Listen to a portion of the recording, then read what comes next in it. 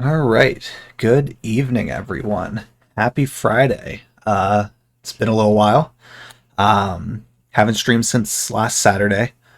Canceled Modded Monday and Trash Take Tuesday this week. Because it was a busy week at work and I knew I wasn't gonna feel up to it those nights. Um, but it's the end of the week now. It's the weekend. Uh, I'm very excited to be starting Mass Effect 2 tonight. Um, Played through the first Mass Effect. We finished that like August or so. Had so much fun. Yes, that was a little early gift I got that conveniently fits on the back of the chair. So that's the whole thing. Um, but it fits very nicely over the back of this, so it will stay there. Except for when we're doing our sessions, and I'll probably wear it. I won't actually, but maybe sometimes. Um, but yeah, very excited to start Mass Effect 2 tonight. It's I kept thinking when I wanted to start it. Yeah, if we play in person, I'll definitely bring it. Um, like every time I'd finish a game, I'm like, okay, do I go back to Mass Effect 2 now, or do I wait a little longer? Like I wanted it to kind of sit like the ending of the first game, the events of it. I wanted it to really sit with me for a little while before I dove right into the next one. Um, Not long enough that I would forget anything, but long enough to like be like, okay, I got to appreciate the first game and everything it brought, and now it's just like I want to play the next one now. Like I didn't want to burn myself out on the series by just going right into the next one, or not that I think I necessarily would have, only streaming once a week. Um, but I still wanted to just minimize the chance and get to mix it up a little bit. But yeah, so starting two tonight. Uh, Not sure how long exactly it'll take to get through it all. Um, but once we do finish it, we'll probably play a few other games uh, for a few weeks to maybe like a month or two, and then play the final one.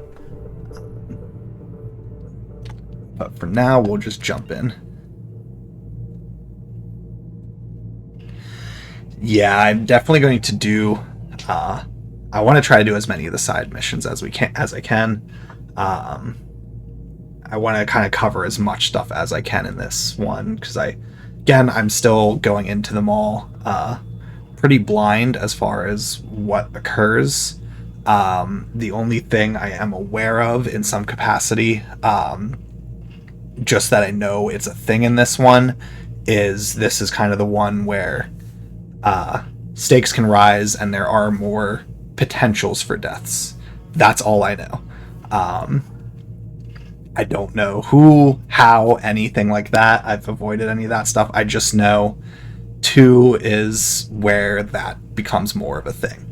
Um, like the one death that occurs in the first one. Import the one death in the first one very much blindsided me. Um, yeah, and that's the other thing. I want to make sure I'm importing everything in from the previous one to keep the consequences carrying through in each game. But uh, I don't know what the impacts of some of those decisions are from the first game as far as what carries through either. So a lot of things we'll figure out there, or I will figure out. I'm sure people who've played it before already know. So yeah, combat, difficulty normal, auto level up, leave as is. Um, okay.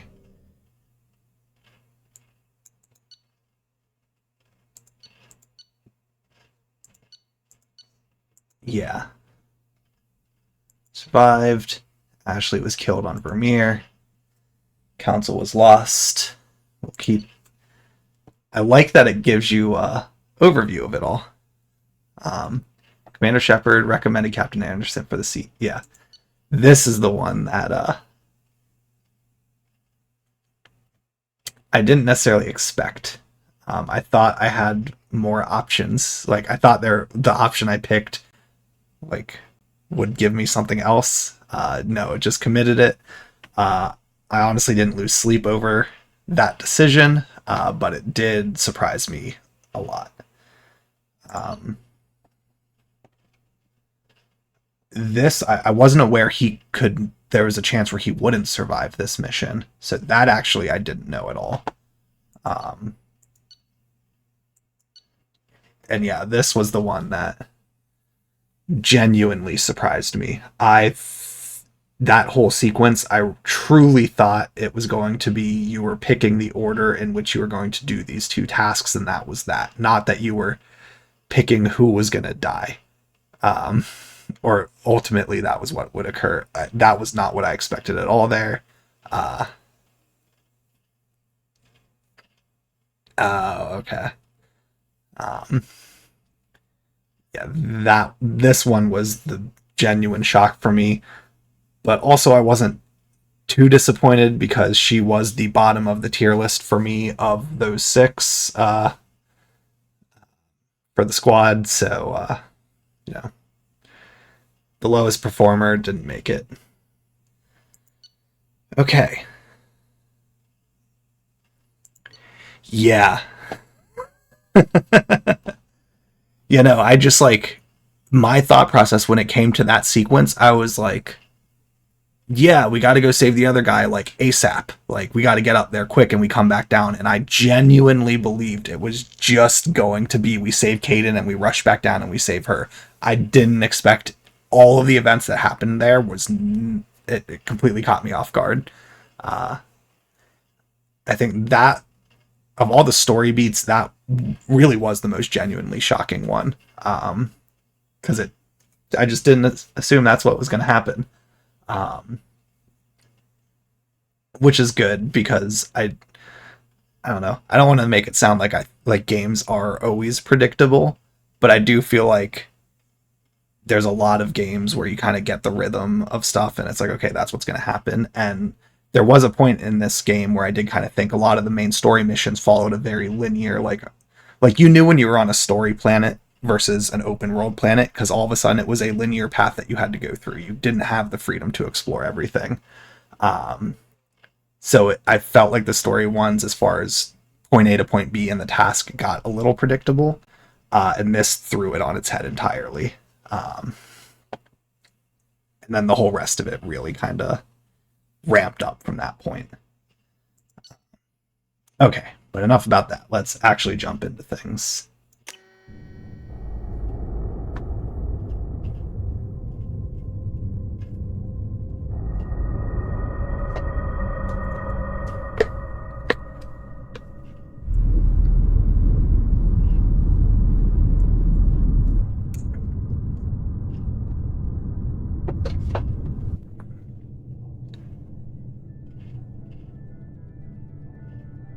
Shepard did everything right.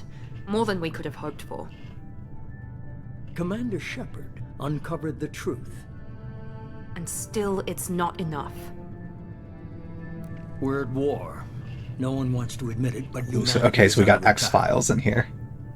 But they're sending her to fight Geth. Geth! We both know they're not the real threat. The Reapers are still out there. And it's up to us to stop them. Yeah, this guy just screams the smoking man to me from X-Files. They'll never accept our help, even after everything humanity has accomplished. But Shepard, they'll follow her. She's a hero, a bloody icon. But she's just one woman. If we lose Shepard, humanity might well follow. Then see to it that we don't lose her. It was Geth eyes?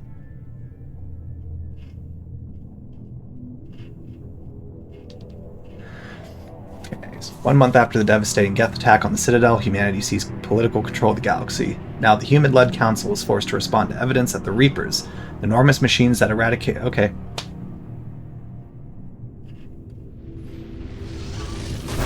I tried. I probably should have started reading it when it first showed up instead of waiting.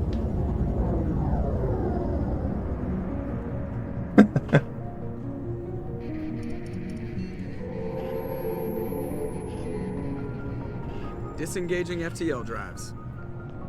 Emission sinks active.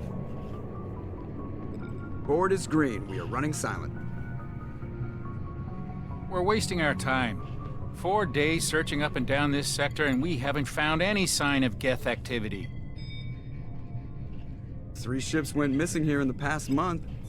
Something happened to them. My money's on slavers. The Terminus system is crawling with them. Picking up something on the long-range scanner. Unidentified vessel. Looks like a cruiser.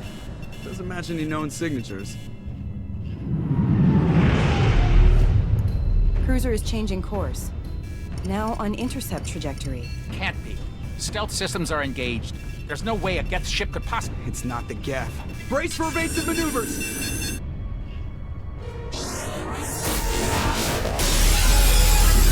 Okay. Presley! Kinetic barriers down. Multiple hull breaches. Weapons offline. Somebody get that fire out.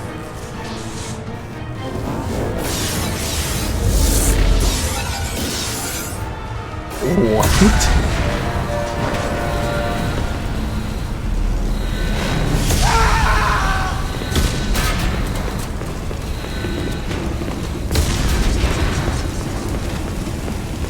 Shepard! Distress beacon is ready for launch. Will the Alliance get here in time? Damn well better. It is happening already. I'm not doing this just so they can find our frozen corpses. Get everyone onto the escape shuttles. Joker's still in the cockpit. He won't evacuate. I'm not leaving either. Oh no, It's no time to argue. I need you to get the crew onto the evac shuttles. I'll take care of Joker. Shepard. Liara, go. Now. Aye, aye.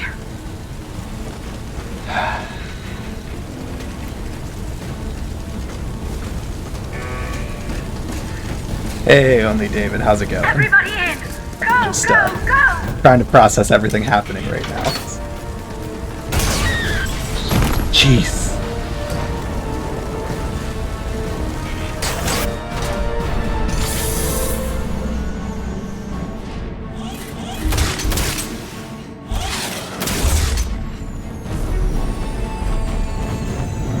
The Normandy power creep is real. Normandy, end of the first game, is supposed to be this incredible ship, and it just trashed right off the bat.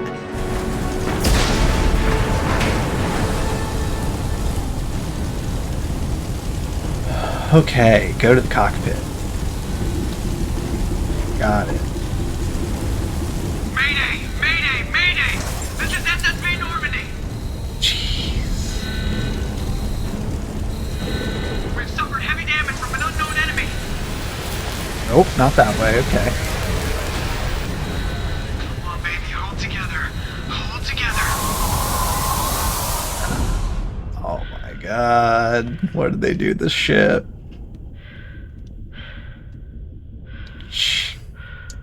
Game looks gorgeous, though.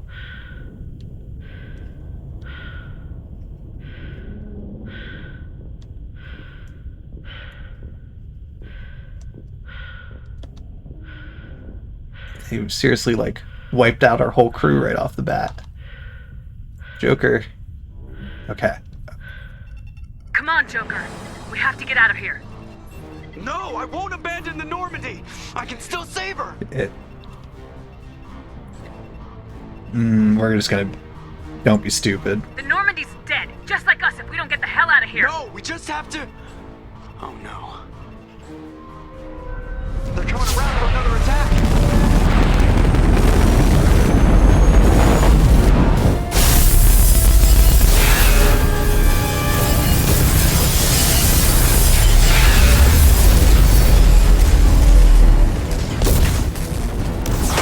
Watch the arm!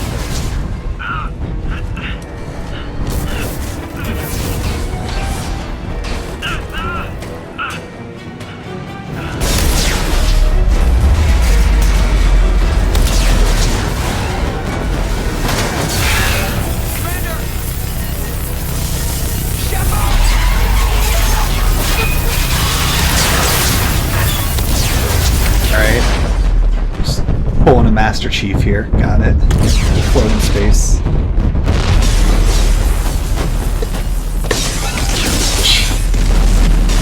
Oh, man.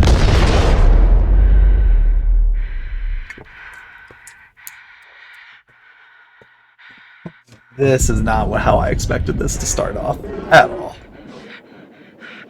Oh.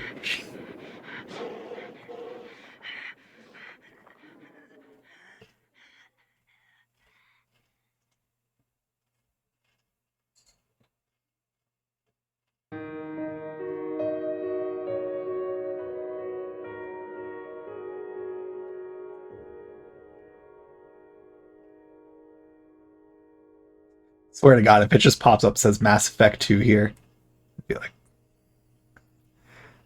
jeez, ugh. Just cut to the credits immediately.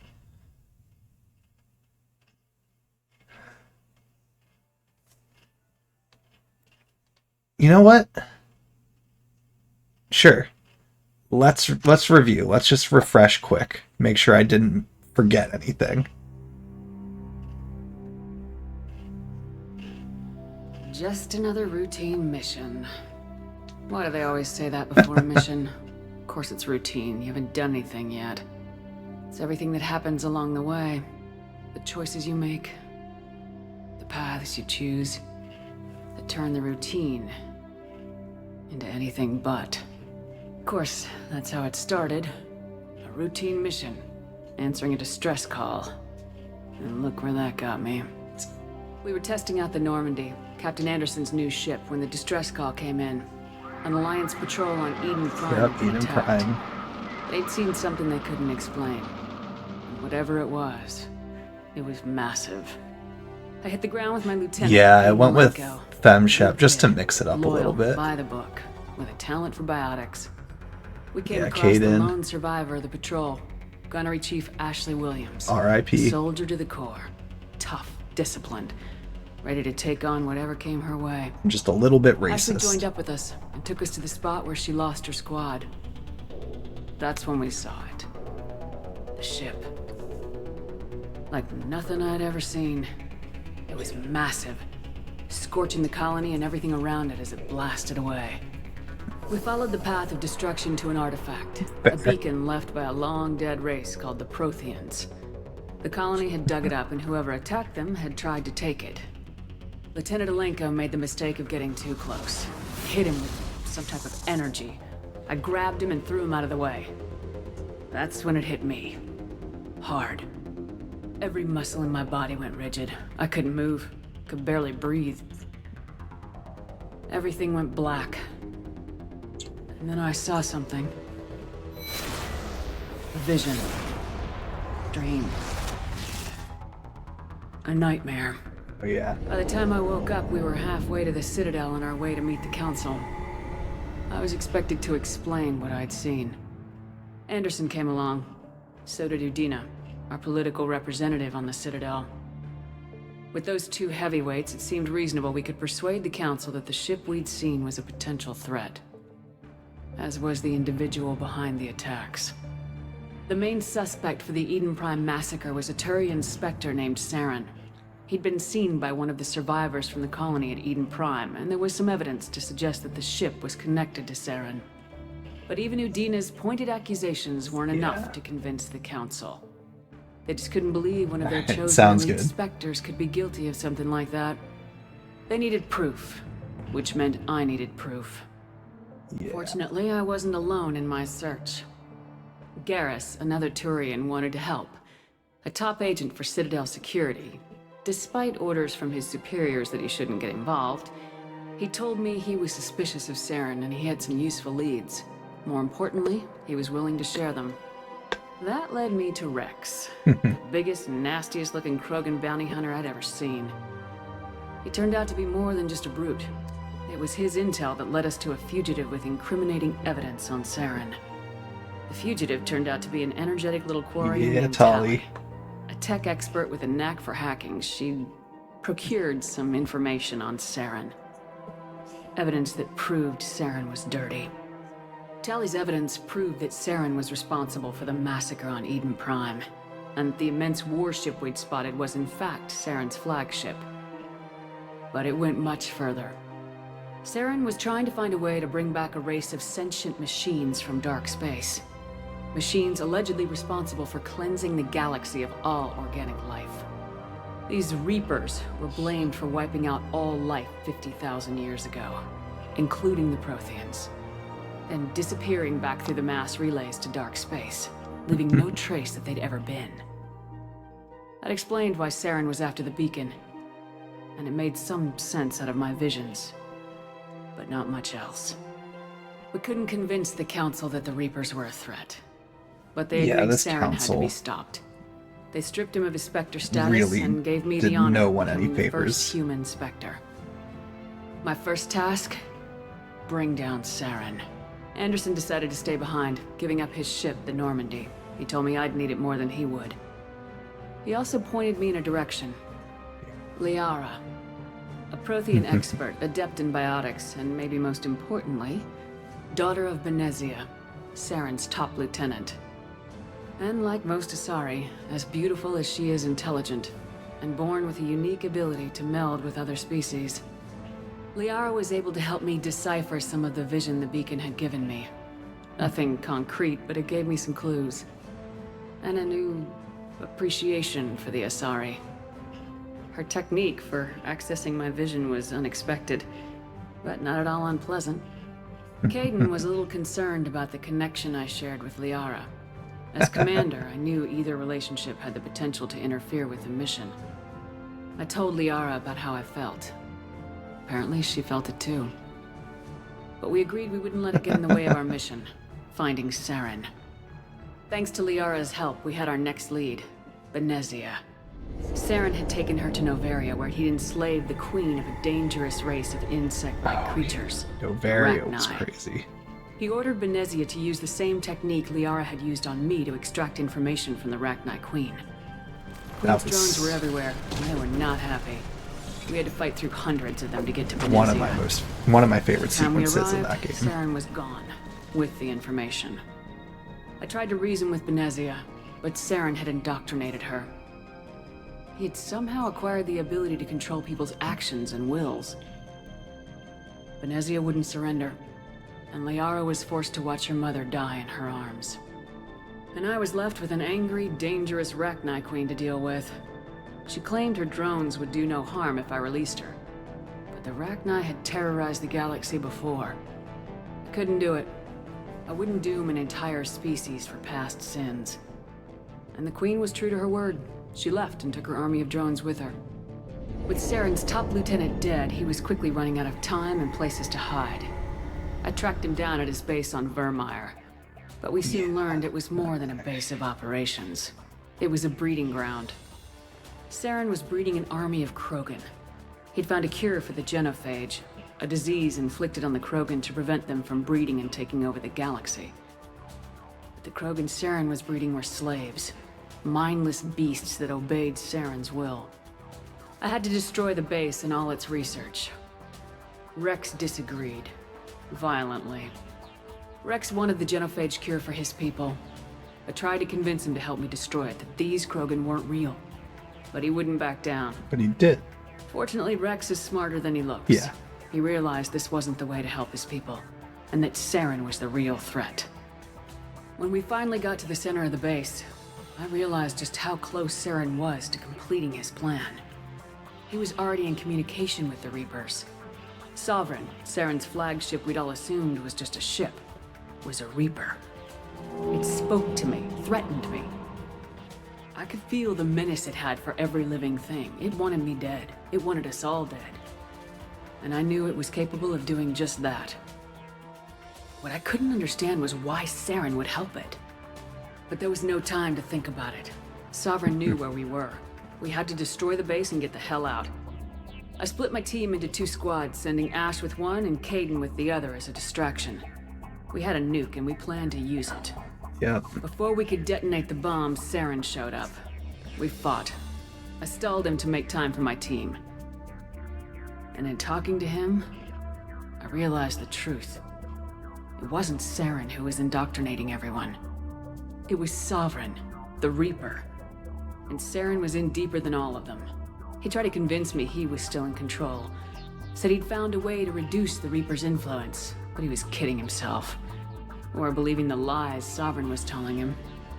Before I could convince him to stop, he ran, leaving me just seconds to extract my squad mates.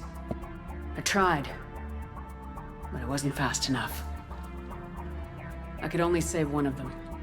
Yeah. Ash was a good friend, and a great soldier. But I had to choose. And I chose Kaidan. That was the last time Saren would slip away from me. I knew then, the next time we met, one of us would die. With my team mostly intact, we chased Saren and his army to Ilos, a long-lost planet that had once belonged to the Protheans. As we prepared for what we knew would be a desperate fight, I spoke to my crew. We were just one ship, against Saren's growing army.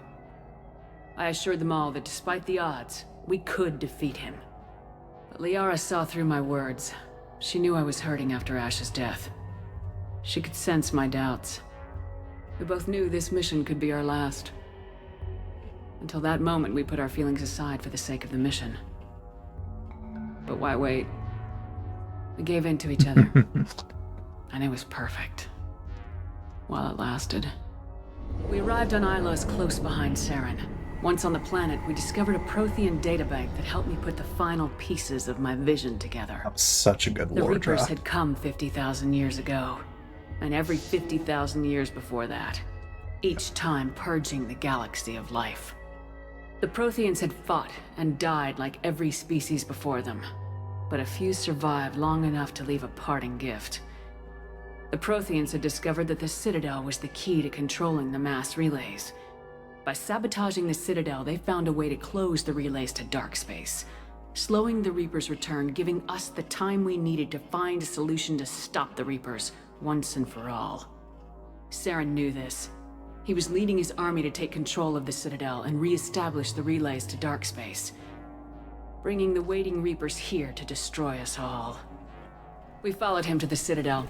It was intact, but heavily damaged. He had caught the Council fleets by surprise, and they were only now regrouping. And with Sovereign as his flagship, there was little hope that the fleets could counterattack with enough strength to take back the Citadel. But Saren was done running, and I was done chasing him. As the Alliance and Council fleets battled Saren's army outside the Citadel, I cornered the Turian bastard in the Citadel tower and confronted him. He died believing that the Reapers would save him. As I fought to regain control of the Citadel, the Council's flagship, the Destiny Ascension, fell under attack.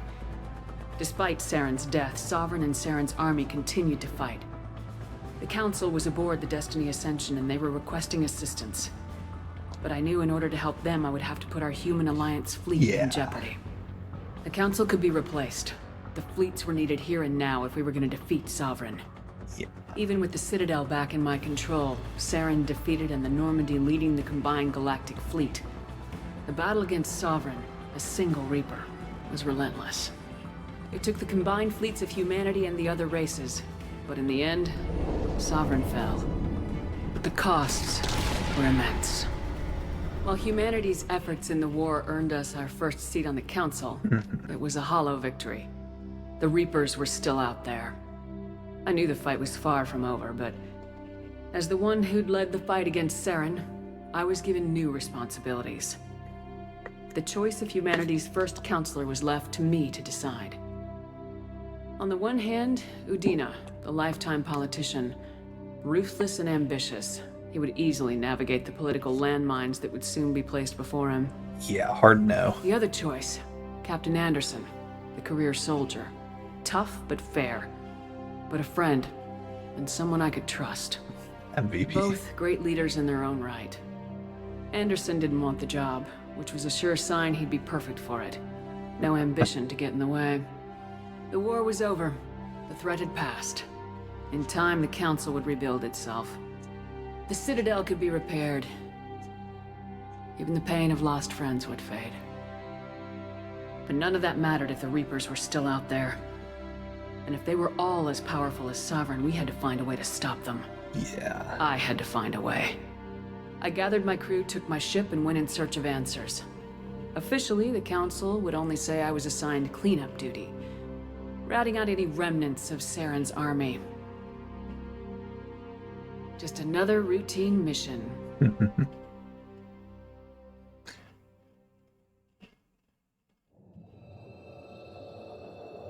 I love how that recap was set up, with the spots on each comic panel to reflect the choices you made.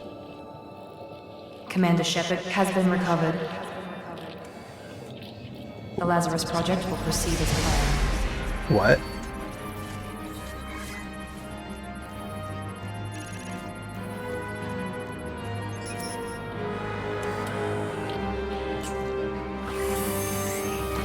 What happened?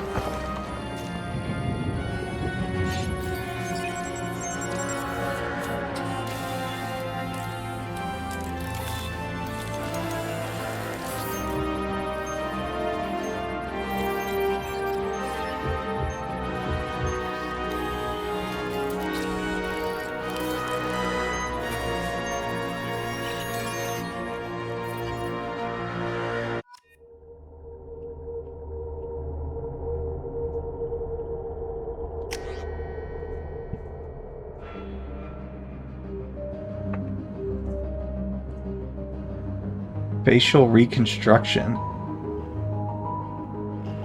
Okay. We'll use the imported face, so same character as last time. Okay, do I want to change my class? Soldier high-level operative outfitted with ocular synaptic processors that allow them to focus on targets with lethal accuracy. I think I'm going to stick with the soldier.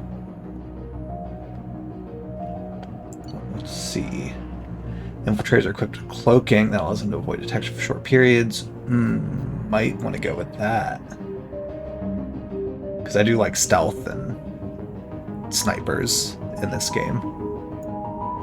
Infiltrators are tech combat specialists with the unique ability to cloak themselves from visual and technological detection. Infiltrators are deadly at any range with a wide variety of weapons, equipment, and powers that can take down any enemy.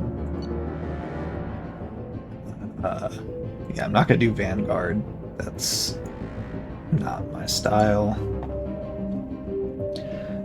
Sentinel, no. Adept, no. Engineer, I think we're going to go Infiltrator.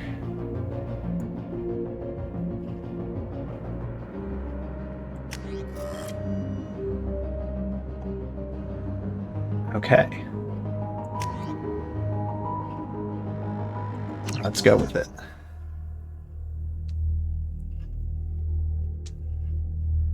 So, just full on made a new body. Stimuli, showing an awareness of her surroundings. Oh my God, Miranda. I think she's waking up. Damn it, Watson, she's not ready yet. Give her the sedative. Shepard, don't try to move. Just lie still. Try to stay calm. Heart rate's still climbing. Brain activity is off the charts. Stats pushing into the red zone. It's not working. Another dose. Now. Heart rate dropping. Stats falling back into normal range. That was too close. We almost lost her. I told you your estimates were off. Run the numbers again.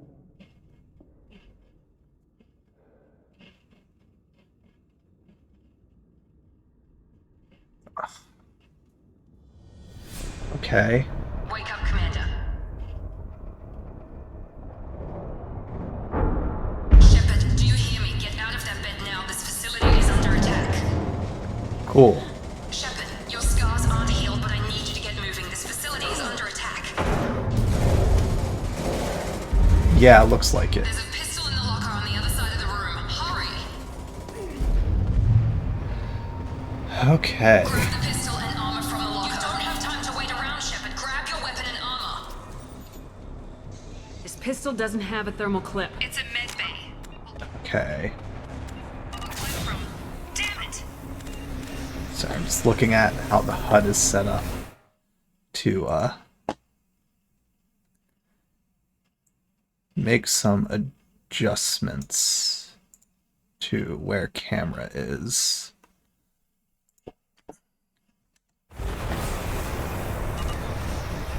Those canisters by the door are going to blow. Get behind cover now. Keep your head down, Shepard. Shield yourself from the blast. Okay, how do I reload? I don't have ammo.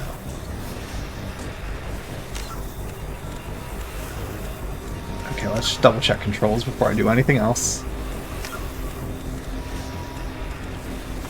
Use cover, spacebar, got it. Reload, R, got it.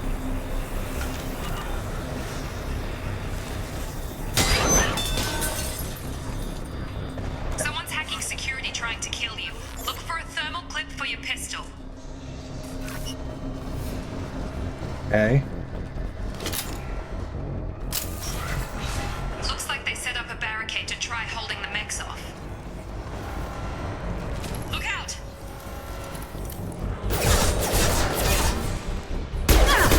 Keep moving, we need to get to the shuttles. What's that? Cool. Okay. We are back in it.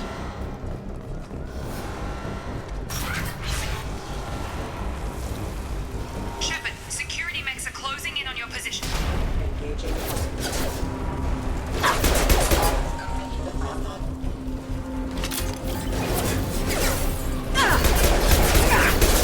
Ooh, I got hit a lot there.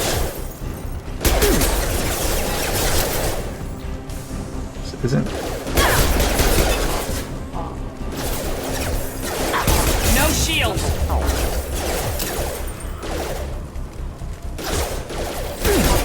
Have engaged. Okay. Nice work, Shepard. Coast is clear. Didn't go great, I think. Definitely getting hit a lot. I like the ammo just dropping like that, though. That's nice.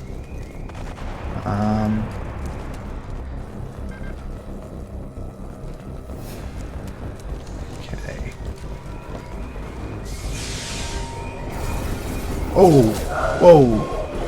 No, thank you. Keep the mechs distracted for long.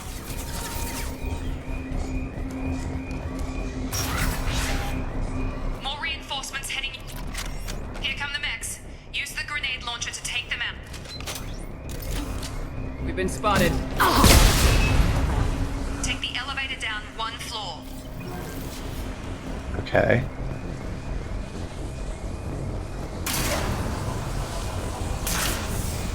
Hurry! Get to the door! Run!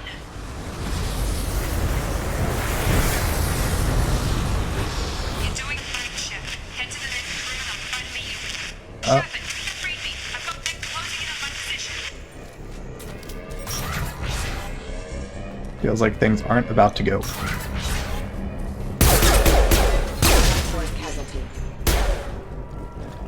Okay, data logs. Subject shows signs of recovery. Major organs are again functional, and there are signs of rudimentary neurological activity. In an effort to accelerate the process, we've moved from simple organic reconstruction of the subject to biosynthetic fusion. Initial results show promise. Okay. So is it just the same Progress is message? slow, Yeah. but subject shows signs of recovery. Major organs are again functional, and the Log update. The cost of this project is astronomical. Over 4 billion credits so far. But nobody seems to care that we've gone over budget. I don't know where the boss gets all his money. Maybe it's better not to know. I just wish he'd kick a little more in my direction once in a while. Any other data logs? Nope. Okay. Oh, safe.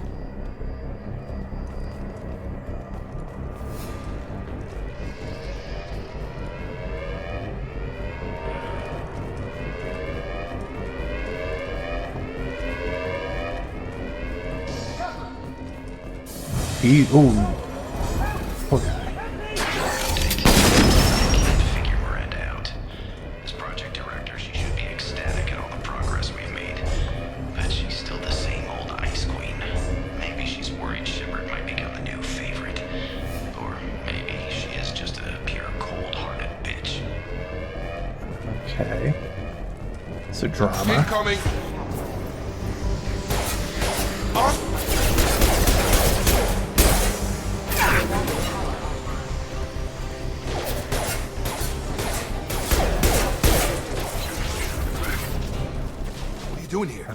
Thought you were still a work in progress.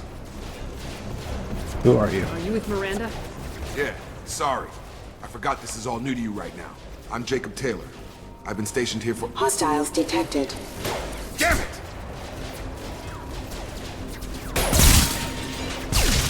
Things must be worse than I thought if Miranda's got you running around. I'll fill you in, but we better get you to the shuttle first. Just a few questions. We got This isn't time. the best time, but I'm sick of stumbling around when I don't know what's going on. Fair enough. I'll give you the quick version. You and your ship were attacked and destroyed. You were killed. Dead as dead can be when they brought you here. Our scientists spent the last 2 years putting you back together. It's been 2 You were years? comatose, or worse, that whole time. Welcome back to your life. What? I'm having trouble wrapping my head around this. Yeah, I can imagine. The Alliance officially declared you killed in action. The whole galaxy thinks you're dead. And if we don't get to those shuttles, they'll be right. What about the Are crew? there any other survivors from the Normandy? I'll tell you what. You help me finish off these mechs, and I'll play 20 questions with you all day. We're low on Fair thermal enough. clips, but I'm a biotic. Just give the order when you want me to hit them with the good stuff.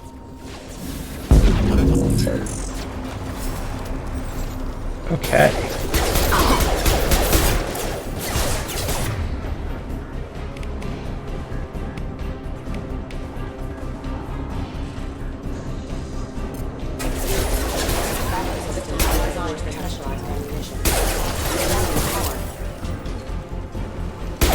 Target down! Just give the order and I'll hit him with a biotic power. Oh, that's it. Okay. Alright, that's fun. I promised I'd answer your questions. What do you want to know? A lot. Jeez. Alright. We'll work our way. We'll start with When I Miranda. first woke up, someone named Miranda was talking to me over the radio. We lost contact just before I ran into you. Miranda Lawson is the station's ranking officer. She led the Lazarus team. It was her job to bring you back to life, no matter what. Should have guessed she'd try to save you. She's not about to give up on you now. You said you lost contact. Could you tell what was happening? Didn't sound There good. was some gunfire and an explosion right before I lost her. She knows how to take care of herself. But I hope she's okay. Jacob. What's your job here? Depends on who you ask. Technically, I'm Miranda's top lieutenant. But I'm just a soldier. I served 5 years in the Alliance before this. Now I'm in charge of the station's security. Usually a lot more dull than this. Normally I don't fire my gun unless it's target practice. Okay. You Injuries. said they spent 2 years rebuilding me. How bad were my injuries? I'm no doctor, but it was bad. When I first saw you, you were nothing but meat and tubes. Anywhere else, they'd have put you in a coffin. But Project Lazarus was different. Cutting-edge technology. What can you tell me about the project? Were there other test subjects? Project Lazarus only had one subject. The whole point was to bring you back. Just you. Even that was a challenge. 2 years. All the top scientists. The best technology money could buy. What do you mean, cloning? Cybernetics? I don't know the details. You'd have to ask the scientists. But I'm pretty sure you're not a clone. They wanted to bring you back exactly as you were. You're still you. You just might have a few extra bits and pieces now. Do you know anything about this attack? Who's behind it, what they're after? Damned if I know. I was getting ready for some shut-eye, then bam! Bunch of explosions. Next thing I know, every damn mech in the place starts shooting at us. I'm guessing it had to be an inside job. You'd need top security access to hack all the mechs. Oh. So this isn't an invasion. They just took over the robots here. Okay. Last thing I remember is the Normandy blowing up. Did anyone else make it? Just about everybody survived. A few servicemen from the lower decks didn't get out. Navigator Presley was killed by an explosion. But everyone else, including the non-Alliance crew, the Asari, Liara, and the Quarian, they all made it out alive. Okay. That's good. Do you know what any of them are doing now? I don't know, Commander. It's been 2 years. They've moved on. Left the Alliance. Could be anywhere. They were my team. If they knew I was alive, they'd come back. Maybe you can track them down after we get off the station. Yeah, definitely gonna track him If we down. get off the station. What's the quickest way to those shuttles? Depends where the mechs are thickest. It's probably best if we... Check. Anyone on this frequency? Anybody still alive out there? Hello? Wilson, this is Jacob. I'm here with Commander Shepard. Just took out a wave of mechs over in D-Wing. Shepard's alive? How the hell? Never mind. You need to get her out of there. Get to the service tunnels and head for the network control room. Roger that, Wilson. Stay on this frequency. Who's that? I remember a Wilson checking on me one time when I woke up. That's him. He's the chief medical tech. Answers directly to Miranda. Come on. The service tunnels are this way. Okay. Some more ammo. A data pad. Log update. The Lazarus Project is about to enter the final phase. It's taken nearly 2 years, but we did it. Commander Shepard is alive. This is the most amazing medical achievement in recorded history. Maybe now Miranda will finally show some appreciation for everything I've done. Okay, before I take another step, let's just do our first save. I do want to do one thing, because it's just going to bother me until I do it. That's it. Let's see, is it... That's better. Just wanted to adjust camera a little bit, cropping so it's not taking up as much space. Okay. So, I'm going to pause it again actually, because that's a lot of lore kind of just dropped to us. We died, and they brought us back. It took 2 years to bring us back to life.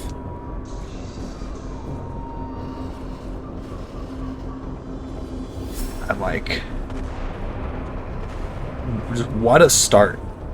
Like, just right off the bat, a whole bunch of horrible stuff occurs and you are just in it then.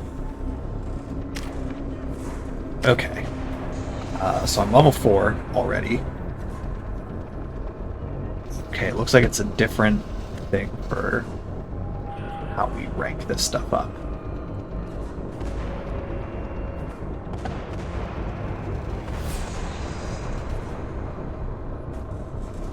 Let's... oh, okay, I see. Let's do operative. Just start pushing that up first. Jacob. Want to boost his damage first as well. Okay. So let's start... Oh, I don't love the lights flickering. That feels like they're setting up a jump scare. They've seen us. I don't have data. Have a night. The whole station is crawling with mechs. I'm doing the best I can. Okay. Wilson, where are you? Wilson. Hurry! They're out of control! Up those stairs, Shepard. God, I'm hit! Oh.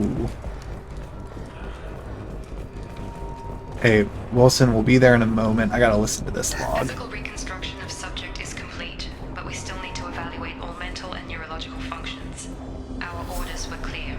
Make Commander Shepard who she was before the explosion. The same mind, the same morals, the same personality. If we alter her identity in any way, if she's somehow not the woman she used to be, the Lazarus Project will have failed. I refuse to let that happen.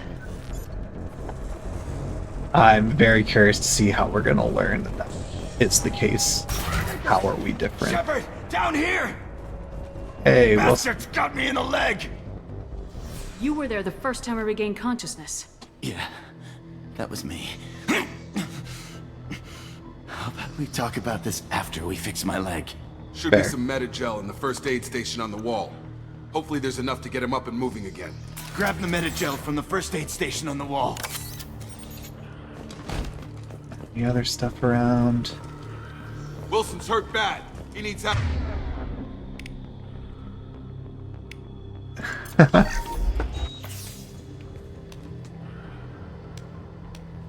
Thanks, Shepard.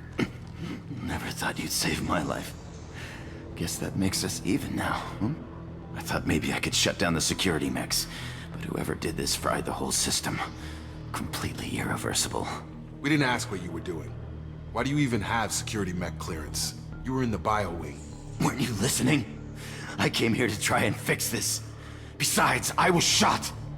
How do you explain that? Doesn't I matter. don't care who set up who. Those mechs are shooting at all of us. We'll sort it out later. We need to find Miranda first. We can't just leave her behind. Forget about Miranda. She was over in D-Wing. The mechs were all over that sector. There's no way she survived. A bunch of mechs won't drop Miranda. She's alive.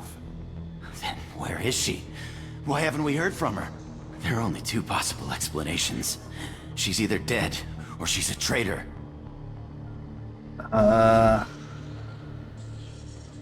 Tried to help. Then why did she wake me up and warn me about the attack? Okay, maybe she's not a traitor. But that doesn't change the facts. We're here, she's not. We need to save ourselves. The shuttle bay is only a few... We can overload the canisters to clear a path to the shuttles. Mechs don't know when to quit. Overload crates. What? Oh. He's also biotic. Got it. That's it. Let's get out of here.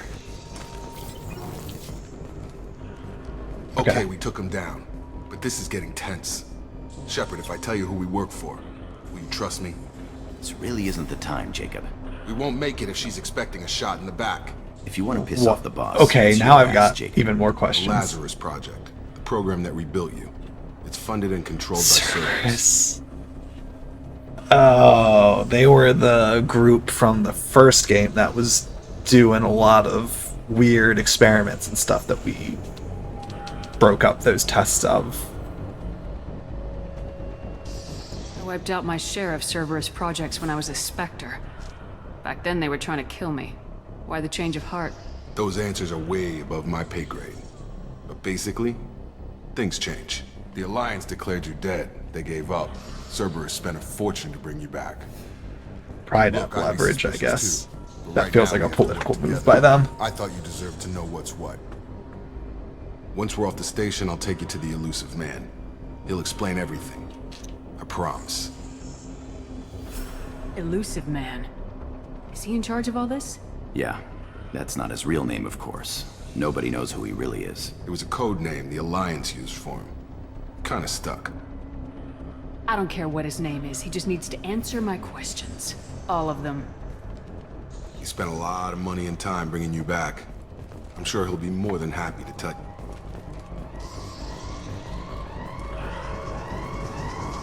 That door. Another data pad.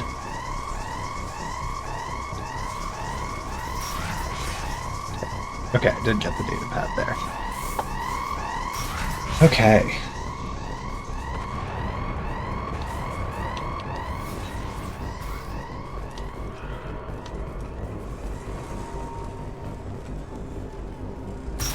You've been spotted.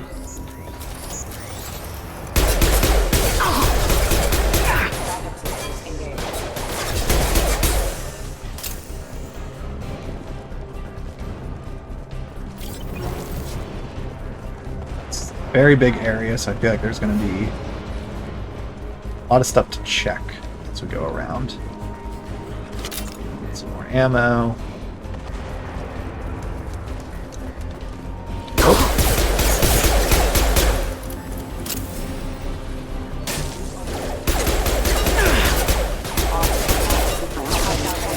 Oh, more over there. Got it.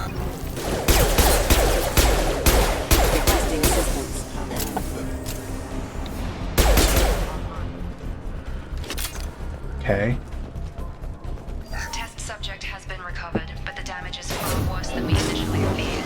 In addition to the expected burns and internal injuries from the explosion, the subject has suffered significant cellular breakdown due to long-term exposure to vacuum and sub-zero temperatures.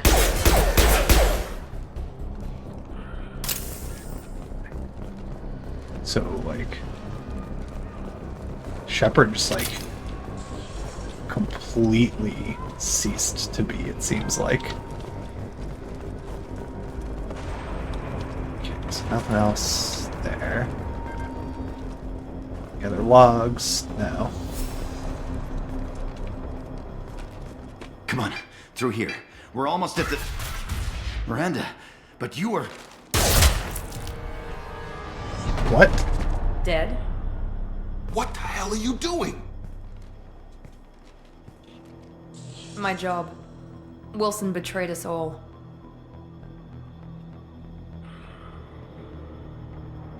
What?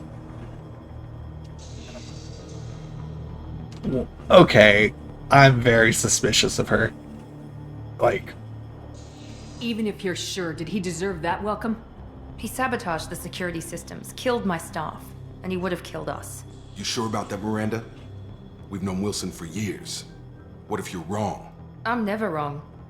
I thought you'd have learnt that by now, Jacob. If you say so. What's our next step? We get on the shuttle and go. My boss wants to speak to you. You mean the elusive man? I know you work for Cerberus. Ah, Jacob. I should have known your conscience would get the better of you. yeah, Blinded see, commander isn't the way to get her to red join flag the right there. cause. If she's going to Well, criticize since we're someone for getting having a everything out in the open, conscience is there after she anything just else you want to ask before killed we go, someone, Commander? I don't trust her at all. Lazarus You're Project. the Lazarus Project's director, aren't you? That's right. I put 2 years of my life into this project. Into you. What does Cerberus want from me? Maybe you should ask the elusive man when you meet him. He poured virtually unlimited resources into Lazarus. Obviously, he has some kind of plan for you. Convenient that you show up as we're leaving. Where were you during the attack? Besides trying to save your life, Wilson figured out I was helping you and he sent an army of mechs to take me out. I got here as soon as I could. Probably a little too soon if you ask Wilson. What about the rest of the people on the station? This is the evac area. If they're not here now, they're not coming. We can't leave without knowing for sure. We need to go back and look. Don't you get it? The only one worth saving is you. Everyone else is expendable. She's right. We all knew the risks when we signed up. Without you, there's no point to any of this. Where are we Not going? loving any of them Another so far. Cerberus facility. The elusive man is waiting for you there. I'm not sure I trust you.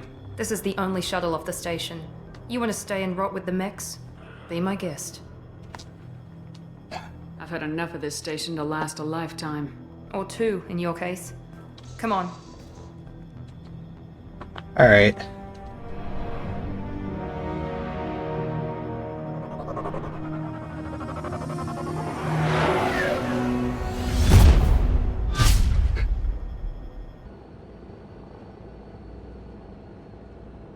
Before you meet with the elusive man, we need to ask a few questions to evaluate your condition. Come on, Miranda, more tests? Shepard took down those mechs without any trouble. That has to be good enough. It's been 2 years since the attack. The elusive man needs to know that Shepard's personality and memories are intact. Ask the questions. Did you say 2 years? I've been gone that long? 2 years and 12 days. And you were on an operating table for most of it. The sooner we start, the sooner we can be done. Start with personal history. Okay. Records show you grew up on Earth. Tough environment, no parents. You enlisted and you survived a Thresher Maw attack that wiped out the rest of your team. Do you remember that? Yeah, I remember it. Everyone screaming, gunfire, blood everywhere. I was the only one who stayed focused on survival. I read the report. 50 Marines died on Akuz. You were the only one who lived. Satisfied, Miranda? Almost. Let's try something more recent. Vermeer, where you destroyed Saren's cloning facility. You had to leave one of your squad behind to die in the blast. Gunnery Chief Ashley Williams was killed in action. It was your call. Why did you leave her behind? I left a friend to die that day and I didn't do it casually. But I had to save as many people as I could. Ash gave her life for the rest of the team. Without her, I couldn't have stopped Saren. She died a hero. Can't tell if it's just a light effect and I or wasn't if judging your decision. there's like Everybody a in Cerberus glow knows underneath that her cloning skin. facility had to be destroyed. There are other tests we really should run. Come on, Miranda. Enough with the quizzes. The memories are there, and I can vouch for Shepard's combat skills personally. I suppose you're right. We'll have to hope the Elusive Man accepts our Hey, little welcome field back. test as evidence enough. I am like, I don't know what to say about everything that has occurred just to this point. Like, the The fact Elusive Man is waiting for you in the other room. that it's been 2 years and like they brought her back to life. I'm like, what just happened? I wouldn't keep the Elusive Man waiting. I mean, I'm going to if I could talk to people first. The Elusive Man is waiting for you in the other room. Okay. Okay, so I just... That's cool. Okay. Before I do anything, I gotta do this. What are the tint options?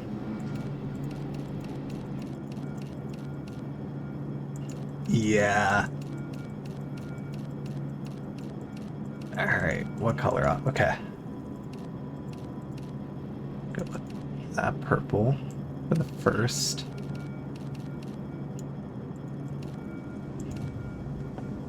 I'm gonna swap them because that feels too Evangelion.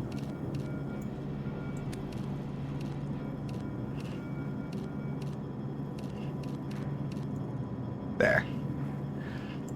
Pattern.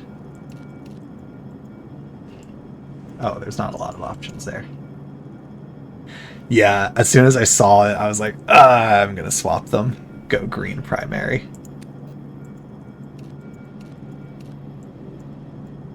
Okay. Pattern. Is it only on one arm? Why is it only one arm?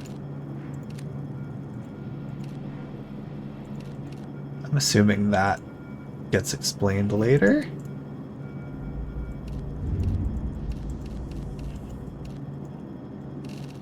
I don't need an accent arm, or I'd rather not have an accent arm.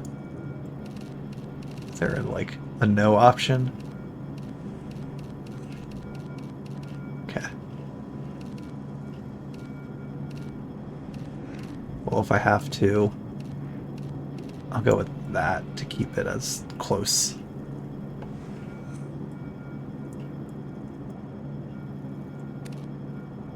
Oh, got it. But it still seems like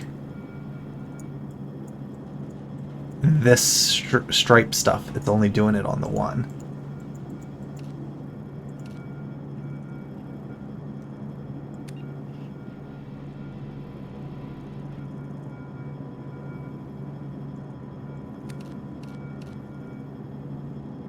I'll go with that. So we'll go, yeah, no helmet.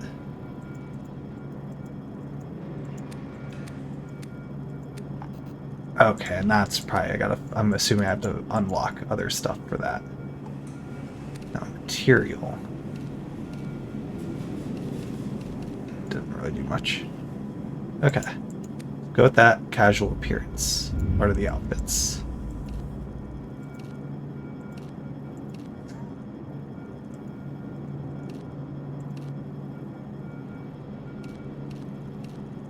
I'll keep that one. Okay.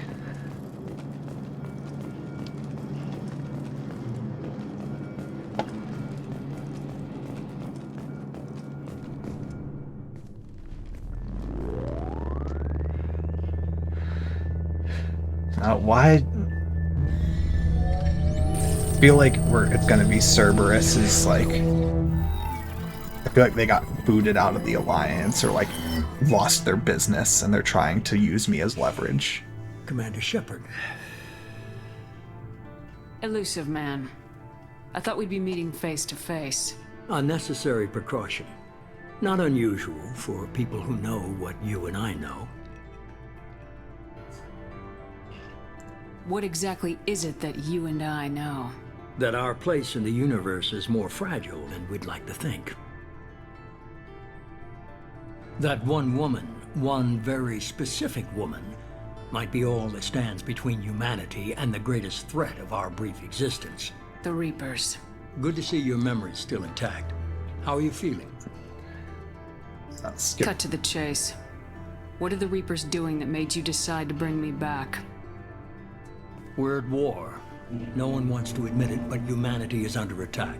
While you've been sleeping, entire colonies have been disappearing. Human colonies. Okay. We believe it's someone working for the Reapers, just as Saren and the Geth aided Sovereign. You've seen it yourself. You bested all of them. That's just one reason we chose you. Let's investigate. If this is a threat against humanity, you need to mobilize the Alliance. The Alliance is overwhelmed by the responsibility you gave them.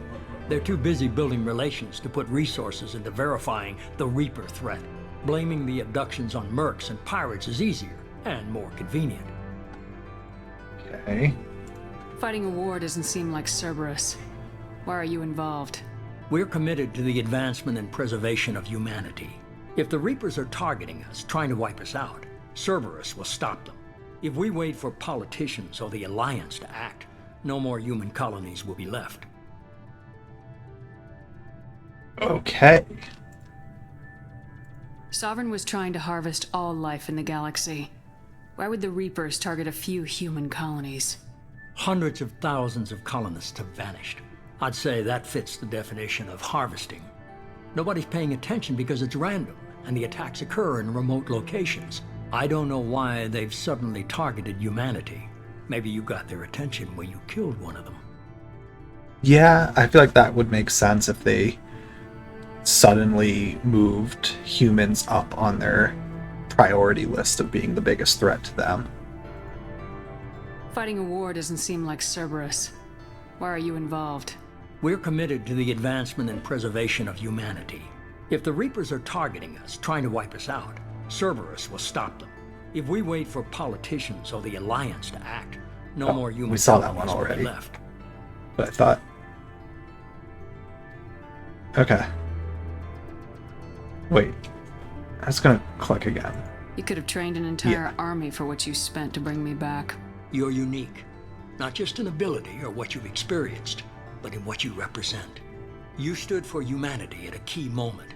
You're more than a soldier. You're a symbol. And I don't know if the Reapers understand fear, but you killed one. They have to respect that. Okay.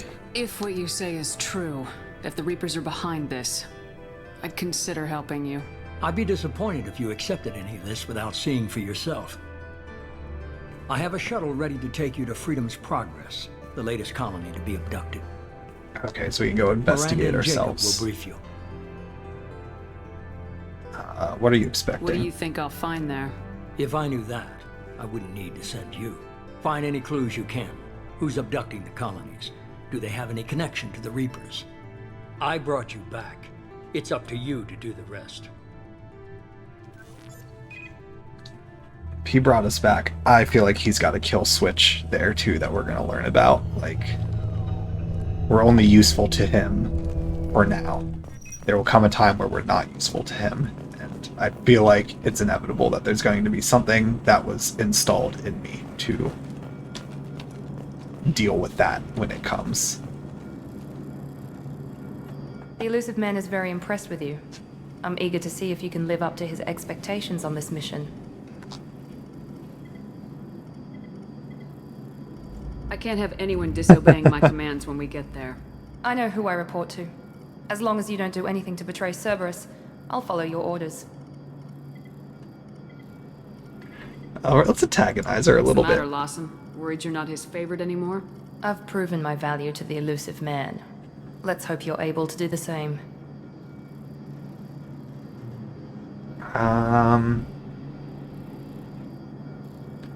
Is there a problem here? For someone who spent 2 years putting me back together, you don't seem real fond of me.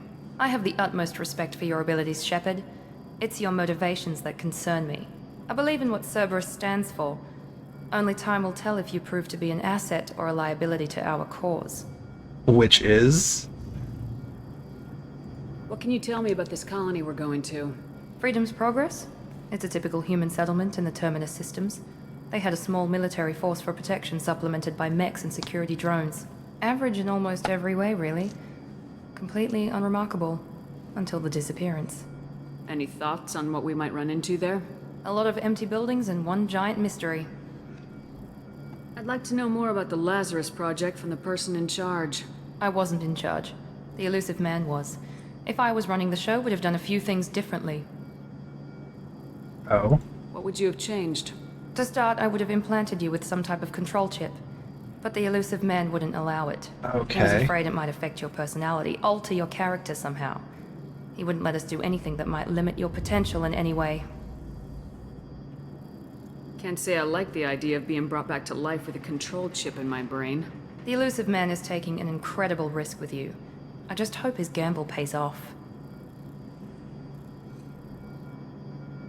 Tell me a little about yourself. Yeah. Worried about my qualifications? I can crush a mech with my biotics or shoot its head off at 100 yards. Take your pick. Okay, cool. Where'd you train? Did you and Jacob serve together in the Alliance? No, the Elusive Man recognized my potential and recruited me at a young age. How old were you? Old enough to know this is what I wanted. I was trying to get to know you as a human being. I'm not looking for a friend, Shepard. Stay focused on the mission. Okay. It's obvious you're not interested in talking. We've got an assignment. We can talk about it or we can do it. Alright.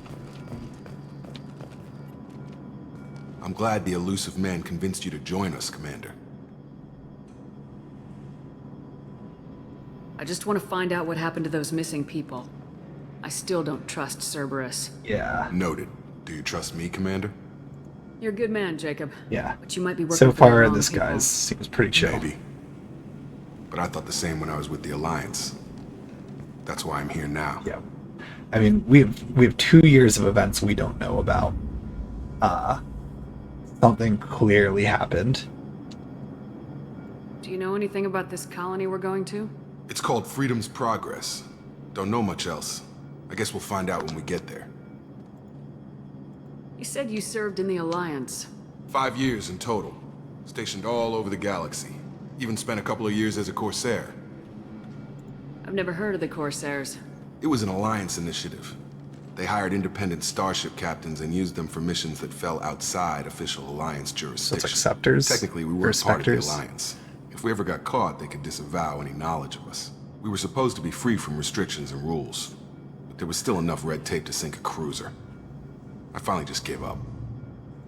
Okay. Why did you join Cerberus? I guess I just got tired of never making a difference. So much of what we did in the Alliance seemed pointless. I thought things would change after the attack on the Citadel. The old council was dead, and humanity took control of the new one. But nothing changed. Politics, bureaucracy, same bullshit, different leaders. Cerberus is different. When colonies go missing, we don't commission a team to write a report to figure out what the hell to do about it. We just go and find out. Alright. Yeah, that's fair. That's a very fair criticism.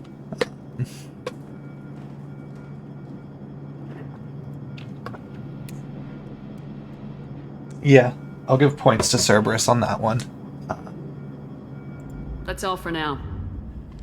Yes, ma'am. Okay. Oh. Okay. Okay. Experience gained, level earned, mission okay. This is totally different. Okay, Shepard escaped attack on the facility along with operatives Taylor and Lawson. Facility destroyed by remote detonation. Salvage teams will ensure no incriminating data survived. Per Miranda's recommendation, I'm running security sweeps on other cells to ensure that Wilson was our only mole. Regardless of the cost, Project Lazarus' success, Shepard is back.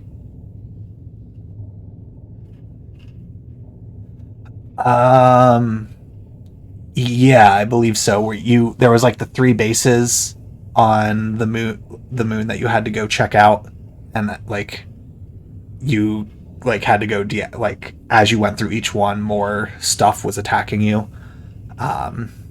Yeah.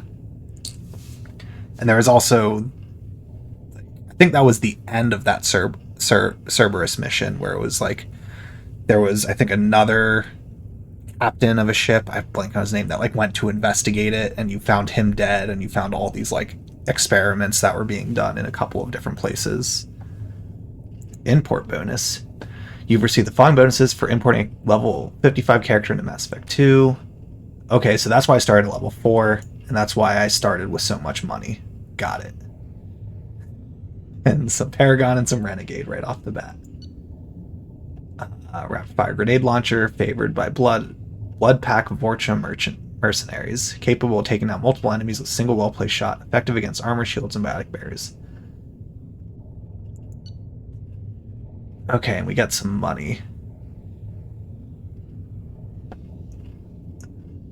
Okay, I like this. I hope this is a thing after all the major missions, because I kind of like it giving you a little recap of what occurred and what you're getting from it.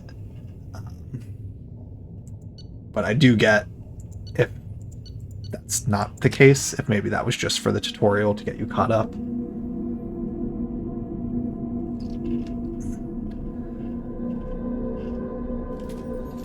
We should be there shortly, Shepard. The Illusive Man put us under your command. Do you have any orders? Okay. That glow. I'm gonna be fixated on that. Like, if it heals and goes away, that's fine. But everything about that to me, like, to me, it doesn't feel like that's a lighting thing. I feel like that's electronics or circuitry or something that's underneath her skin that's, like, glowing through. But maybe I'm completely wrong there, and I'm, like, just reading into the graphics too much.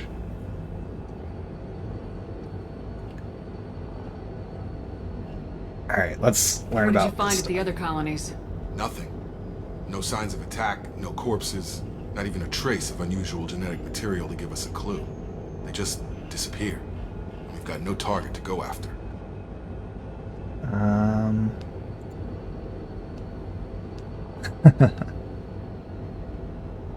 Are you sure you'll be comfortable following my orders? We didn't bring you back from the dead just to second guess you, Commander. If the Illusive Man says you're in charge, you're in charge. What makes you think this investigation will turn up anything new? At other colonies, official investigators got there first. Sometimes looters or salvage teams as well. Okay, so no one's We're hoping been to be there. the first ones there this time. Maybe find clues before somebody else disturbs the scene. Our first priority is to look for survivors.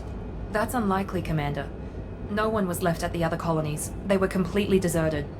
Be nice to find somebody. Anything's better than another ghost town. Okay.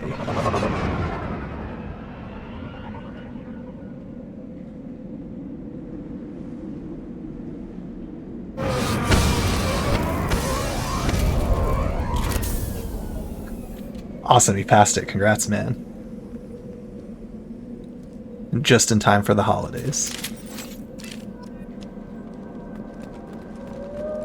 Alright, let's search. This game doesn't do this, but sorry, but every video game I've ever played prior to this type, like this period of games, just, oh, back up from the start of your level and there's a hidden thing, but no. Still wanted to check.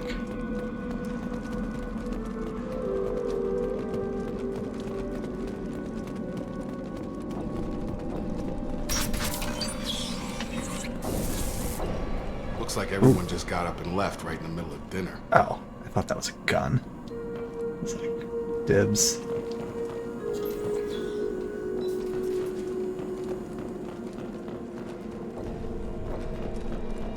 Okay.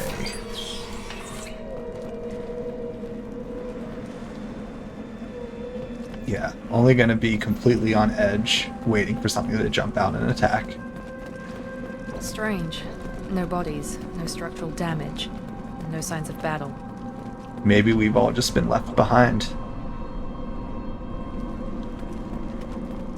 This game's really just showing how the rapture does not occur simultaneously. There's science to it. It's got to work its way across the galaxies. Okay, so check that out. The only other thing to look at. So let's go salvage parts. Okay. I like that it's not get a bunch of random items you have to junk and stuff. It's just like, here's money. Just use money for everything. Oh. Security safeties were disabled at the other colonies.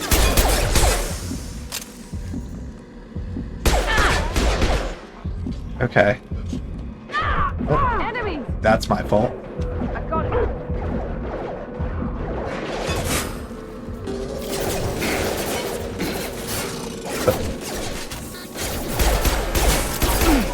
Okay, Fenris, got it. Okay, so it's all Norse mythology for the names. Get over here.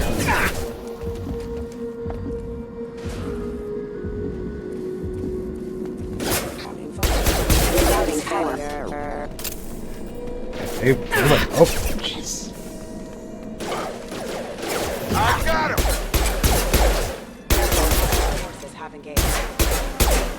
Those mechs shouldn't have been hostile. They should have recognized us as human. Someone reprogrammed them to attack on sight. We're not alone here. Got it.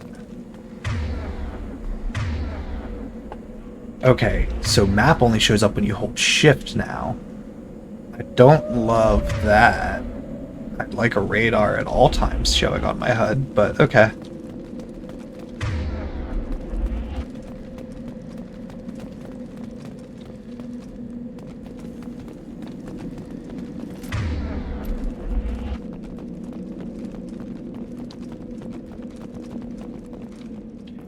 Got anything in here? There's stuff over there.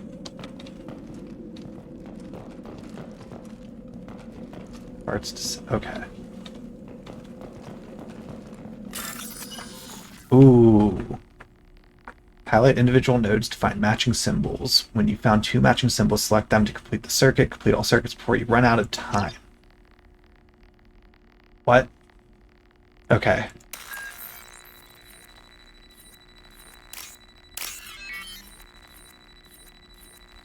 Oh, I see.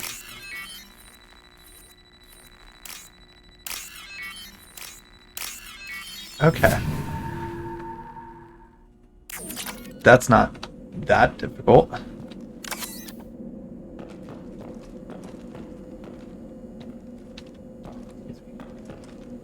Make activity.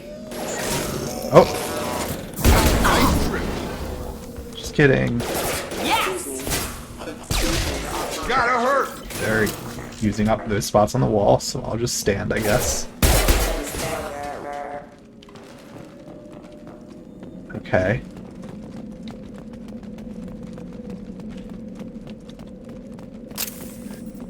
Getting low on ammo. Whoa. Stop right there! Praza, you said you'd let me handle this. Wait. Tally! Shepard? Yes! Right off the bat. Chances with Cerberus operatives. Put those weapons down! Shepard? Is that... you're alive? Remember when I gave you that Geth data tally? Did it help you complete your pilgrimage? Yes, it did. Praza, weapons down. This is definitely Right off the bat, we find Tally. Why is your old commander working for Cerberus? I don't know. Maybe we should ask. Not working for them. Cerberus rebuilt me, but I'm not taking their orders. We can discuss the specifics once I know why you're here. One of our people was here on pilgrimage. His name was Vitor. We came to find him. Isn't that a little strange? A Quarian visiting a remote human colony? Quarians can choose where they go on pilgrimage. Vitor liked the idea of helping a small settlement. He was always nervous in crowds. She means that he was unstable. Combine that with damage to his suit CO2 scrubbers and an infection from an open-air exposure, and he's likely delirious. When he saw us landing, he hid in a warehouse on the far side of town. We suspect he also programmed the mechs to attack anything that moved. Okay. Vitor's the only one who can tell us what happened here. We should work together to find him. Good idea. You'll need 2 teams to get past the drones anyway. Now we're working with Cerberus? No, Praza, you're working for me. If you can't follow orders, go wait on the ship. Head for the warehouse through the center of the colony. We'll circle around the far side and draw off some of the drones to clear you a path. Sounds like a plan. Make sure to keep in radio contact. Will do. Good luck, Shepard. Whatever happens, it's good to have you back. Yay! I love that that's how we just kind of encounter the first. Like, I was wondering how we're gonna run into everybody. And having her just kind of appear like that was very cool. There's a squad of security drones up ahead. Thanks for the warning. We'll take care of them.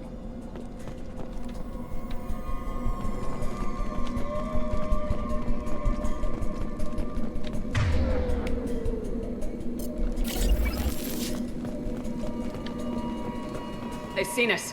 Alert.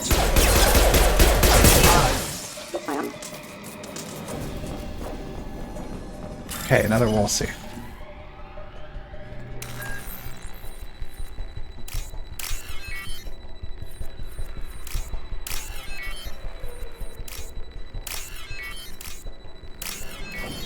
Okay. I like these puzzles.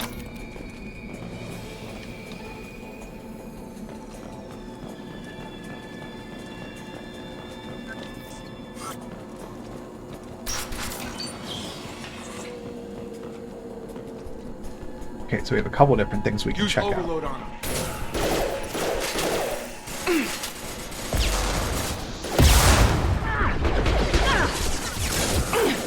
Enemy down.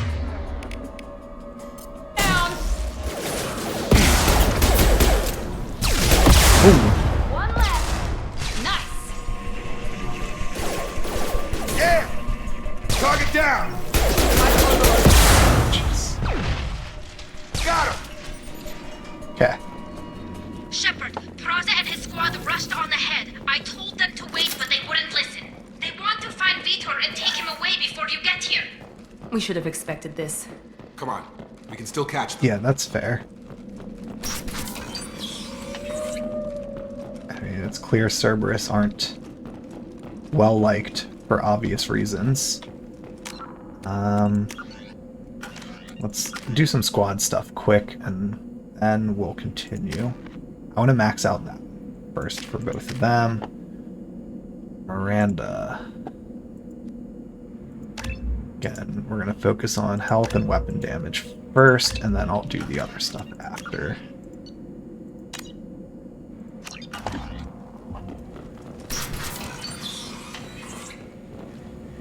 Okay. So stuff's going to be coming out of us, isn't it?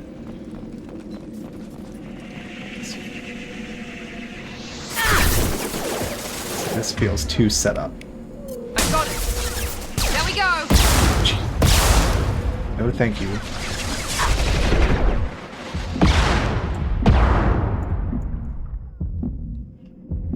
Got him. You're done! Drop it. Drop it.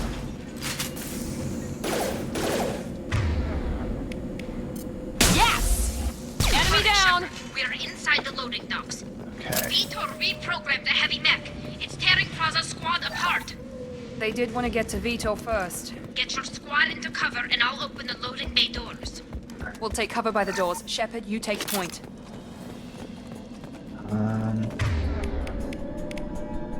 Oh, I have all of my weapons now. Oh, we've got sniper. Heading to cover! Moving to...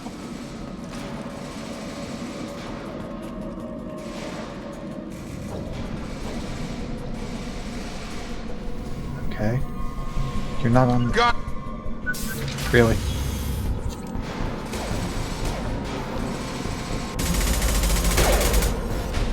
Okay.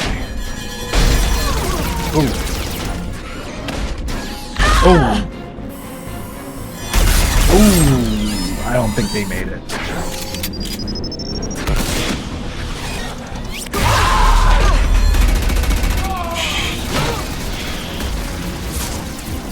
That mech's got heavy armor plating. Those Quarians never stood a chance. Ooh. This is gonna be one tough son of a bitch to take down.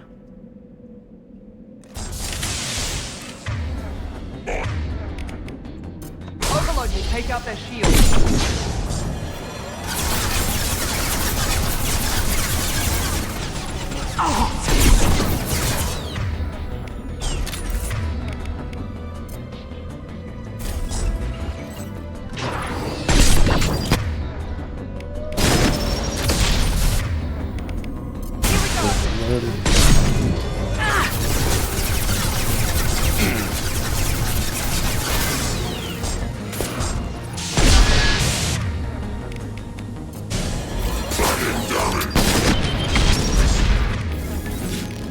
Almost got to overload back up.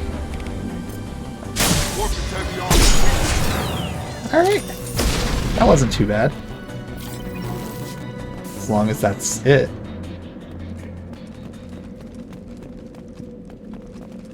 Okay, feels like there's a lot of stuff to grab here.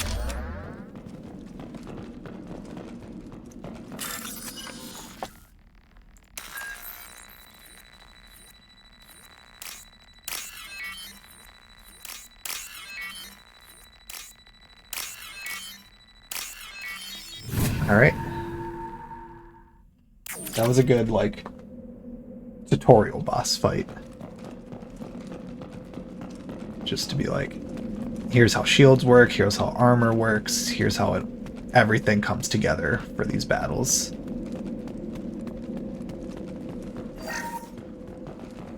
Okay, we'll talk to her in a second.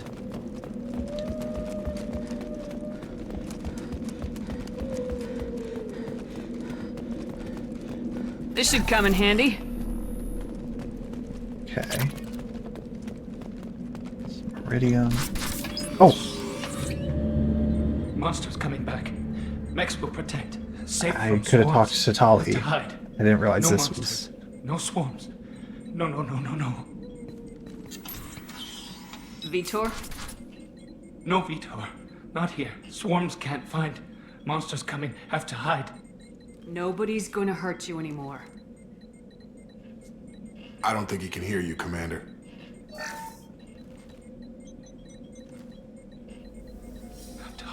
Have to hide. Mex will protect. Swarms coming.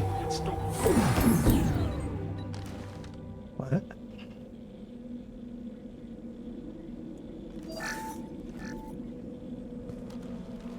You're human. Where did you hide? How come they didn't find you? What? Who didn't find us? The monsters. The swarms. They took everyone. Why didn't the colonists fight back, Vitor? What happened? You don't know. You didn't see. But I see everything. Looks like security footage. He must have pieced it together manually. This looks like What the hell is that? My god. I think it's a collector. That looks like a Geth to me. Is that some kind of alien? They're a species from somewhere beyond the Omega-4 relay. Only a few people have ever seen one in person. They usually work through intermediaries, like slavers or hired mercenaries. If they're involved with the Reapers somehow, it could explain what happened to the colonies. The Collectors have advanced technology. They could have a weapon that disables an entire settlement at once. The Seeker swarms. No one can hide.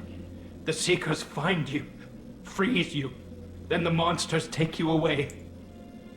Okay. Why didn't the collectors take you? Swarms didn't find me. Monsters didn't know I was here. The Collectors aren't known for being careless. Maybe his Enviro suit kept him from showing up on their sensors. Or they were using technology specifically designed to detect humans. Only human colonies have been hit. Yeah. Tell me more about these swarms. It's how they find you. Seeker clouds, machines like tiny insects. They go everywhere. They find you, then they sting you, freeze you. Sounds like miniature probes, maybe. Find victims, then immobilize them with a stasis field or nerve toxin. I want to know more about the collectors. Nobody knows much. They're so rare, a lot of people don't even believe they exist. More importantly, why are they abducting human colonists? What are they after? Maybe the Elusive Man can figure it out. Okay. What happened next? The monsters took the people onto the ship, and then they left. The ship flew away, but they'll be back for me. No one escapes. I think that's probably all we're getting out of him, Commander. We appreciate what you told us. You were very helpful. I studied them. The monsters. The swarms. Ooh. I recorded them with my Omni tool. Lots of readings. Electromagnetic. Dark energy. We need to get this Ooh, data to the that's- elusive man. Grab the Quarian and call the shuttle to come pick us up. Not just gonna kidnap. What? Vitor is injured. He needs treatment, not Siding with Tali here. interrogation. We won't hurt him. We just need to see if he knows anything else. He'll be returned unharmed. Your people tried to betray us once already. If we give him to you, we'll never get the intel we need. Praza was an idiot, and he and his men paid for it. You're welcome to take Vitor's Omnitool data, but please, just let me take him.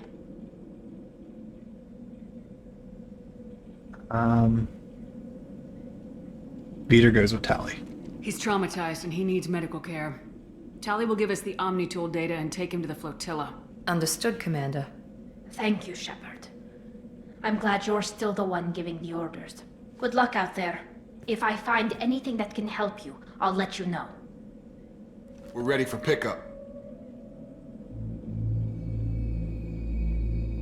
So if collectors, like, just, they looked to me like Geth from the stills. If they're not, okay. I've still got a lot of questions. Shepard, good work on Freedom's progress. The Quarians forwarded their findings from Vitor's debriefing. No new data, but it's a surprising olive branch given our history. You and I have different methods, but I can't argue with your results. You ever think about playing nice once in a while? Diplomacy is great when it works, but difficult when everyone already perceives you as a threat. But more importantly, you confirm the Collectors are behind the abductions. Tell me what you know about these Collectors. They periodically travel to the Terminus systems, looking to gather seemingly unimportant items or specimens, usually in exchange for their technology.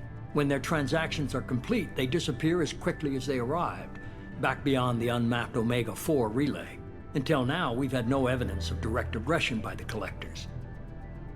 Yeah, so it feels like to me the Reapers are paying them to round up humans for them.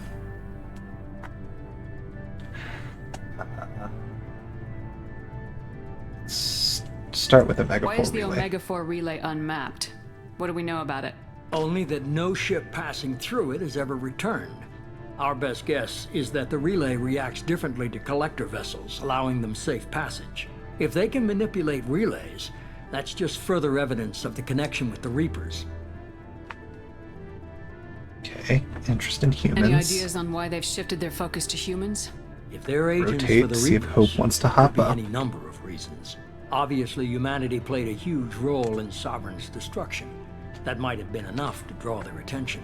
What really concerns me is why they bother abducting the colonists. Once the humans are paralyzed, why not just kill them?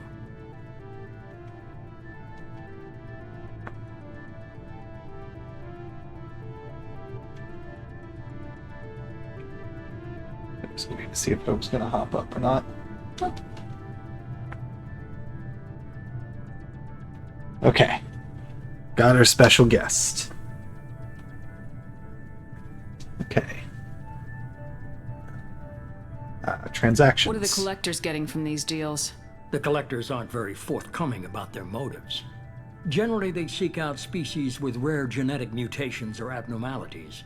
They pay slavers and merc groups exorbitant sums to obtain these specimens, and then they leave. But they've never targeted a single species before, and the previous sample sizes were in the dozens, not the tens of thousands.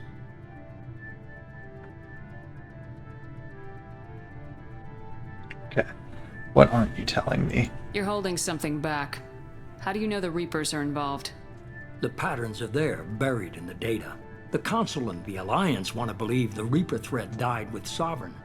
You and I know better. I won't wait until the Reapers are on the march. We need to take the fight to them. I hate waiting, but I'll need a team. A good one. I've already compiled a list of soldiers, scientists, and mercenaries. You'll get dossiers on the best of them.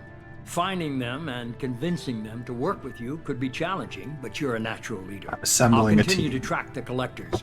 When they make their next appearance, I'll notify you and your team. Be ready. Okay.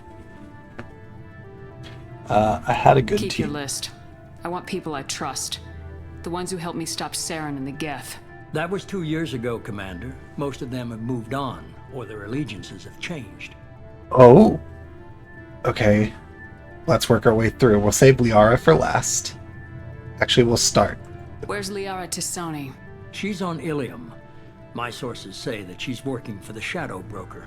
If so, she can't be trusted. She can be trusted. Where's Garrus Vicarian? The Turian disappeared a few months after you were declared dead. Even we haven't been able to locate him. So he'll just pop up, I bet. Okay, so Liara's on Ilium. Where's Caden Alenko? He's still with the Alliance. Promoted, I believe. His file is surprisingly well classified. So he's probably a Spectre now. Where's Erdnot Rex? He returned to Tuchanka, and he hasn't gone off-world in over a year. He's trying Cool. to unite the Back to Krogan trying to Alliance. do that again. What about Tali? She already helped us on Freedom's Progress. That was unexpected. I need more intel before I'll commit to that. Where's Liara Okay, T'Soni? so it's just the same She's stuff. on Ilium. My sources say that she's working for the Shadow Broker. If so, she can't be trusted. Okay, I get it. They're not available. You're a leader, Shepard. You'll get who you need. Okay. 1 second.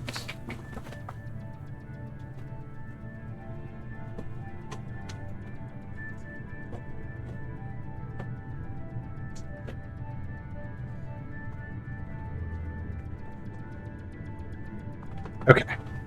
Back to it. I'm a Spectre. I'm still a Spectre. Maybe I can get the Council to help us out. If you think you can convince them, by all means. Just remember, you've been gone a long time. Things have changed. You worry about the Collectors. I'll make sure my team's ready. Good. 2 things before you go. First, head to Omega and find Mordin Solus. He's a brilliant Solarian scientist.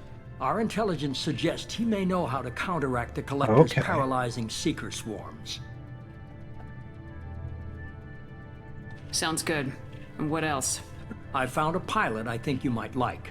I hear he's one of the best. Better be Joker. Someone you can trust.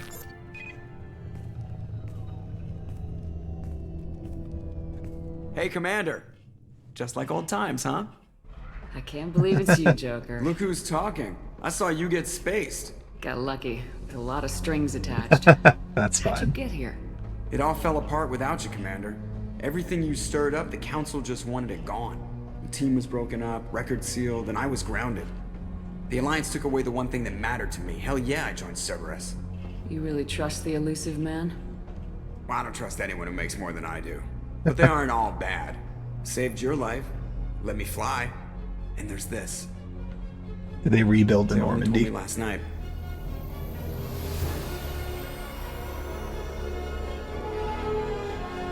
Yes, it was.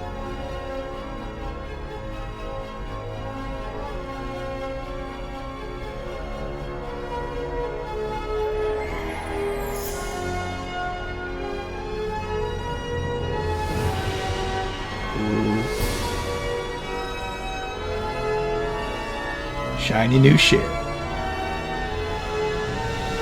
It's good to be home, huh, Commander? I guess we'll have to give her a name.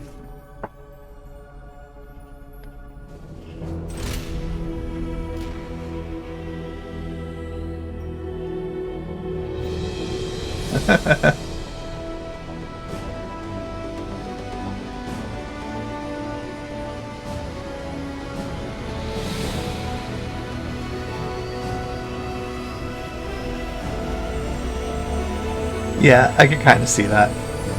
Inverted the colors because it originally looked too much like the Ava from Evangelion.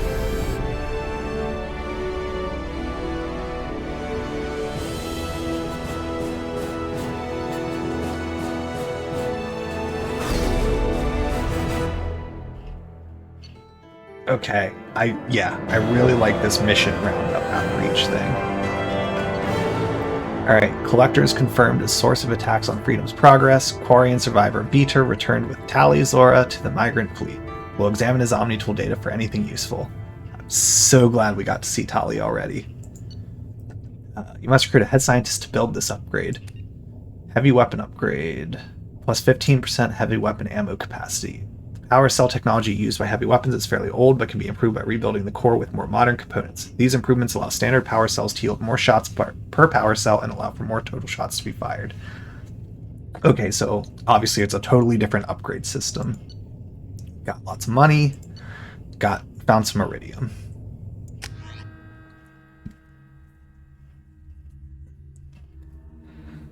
Okay.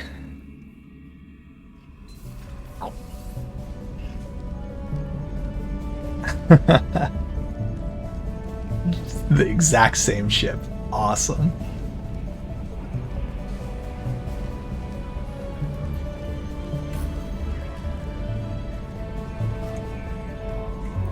Is it the same crew? Like if I go to the med bay area. Welcome aboard the New Normandy, Commander. Yes, redeem the new dailies. I've been looking over the dossiers. I'd strongly recommend starting by acquiring Mordin Solus, the Solarian professor on Omega.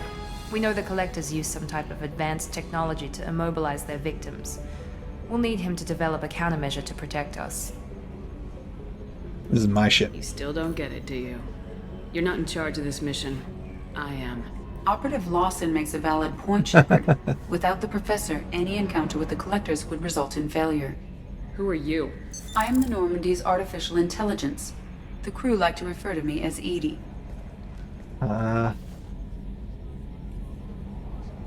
Helmsmen aren't happy when someone takes control of a ship away from them. Especially Joker. I do not helm the ship. Mr. Moreau's talents will not go to waste. During combat, I operate the electronic warfare and cyber warfare suites. Beyond that, I cannot interface with the ship's systems. I observe and offer analysis and advice. Nothing more. Still not on board with that, because you don't want AI controlling any sort of firing system. You don't want that making a decision. It needs to be a human operator that's going to say yes or no if you're about to pull the trigger. Once you take the human out of that loop, you're setting yourself up for a lot of disaster and atrocities. Anyone else I should meet? I'm guessing it takes more than just the three of us plus Joker to fly this ship. The Normandy has a full crew. They're at their stations awaiting your orders. Final preparations for takeoff are complete, Commander. When you're ready to go, just pick a destination from the galaxy map and the CIC and I'll plot a course. Jacob and I should return to our posts. Come find us if you have any questions. Of course.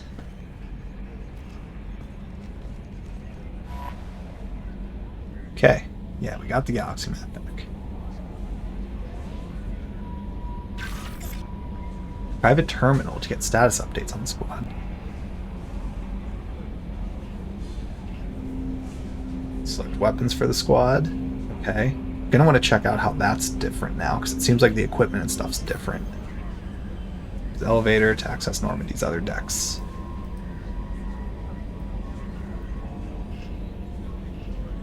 Okay.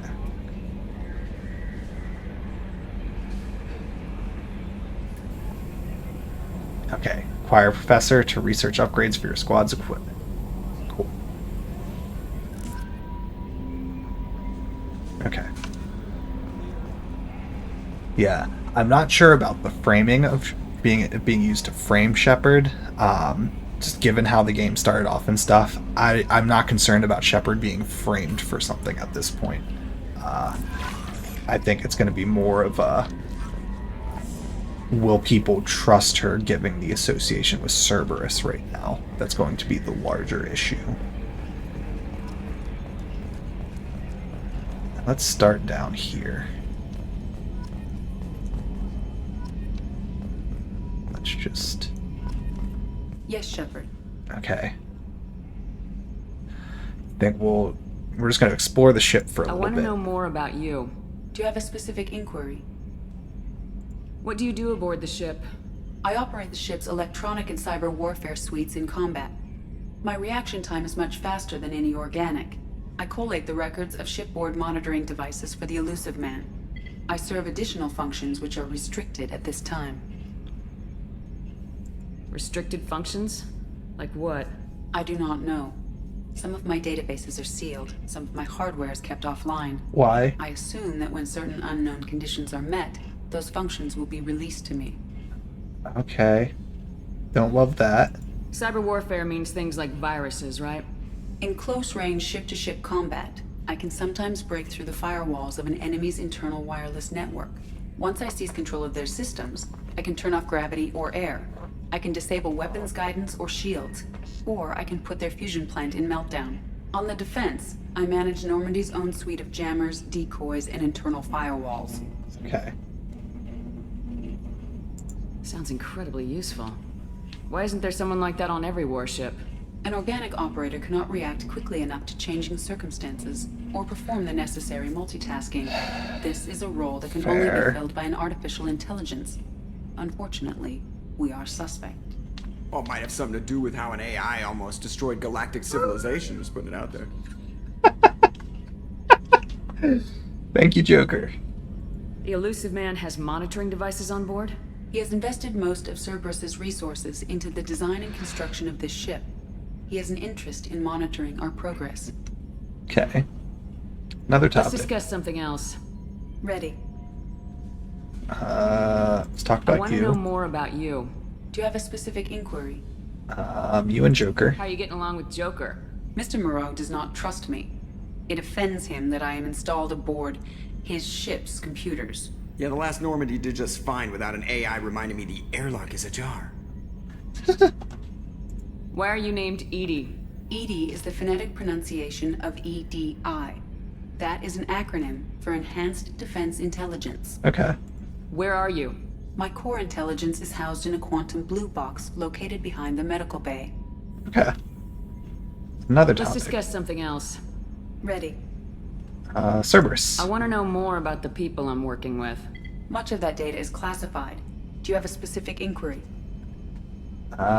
Building the Normandy. How did Cerberus replicate the most advanced warship in the Alliance Navy without anyone knowing? I have a block that prevents me from answering that question. Cool. What do you mean?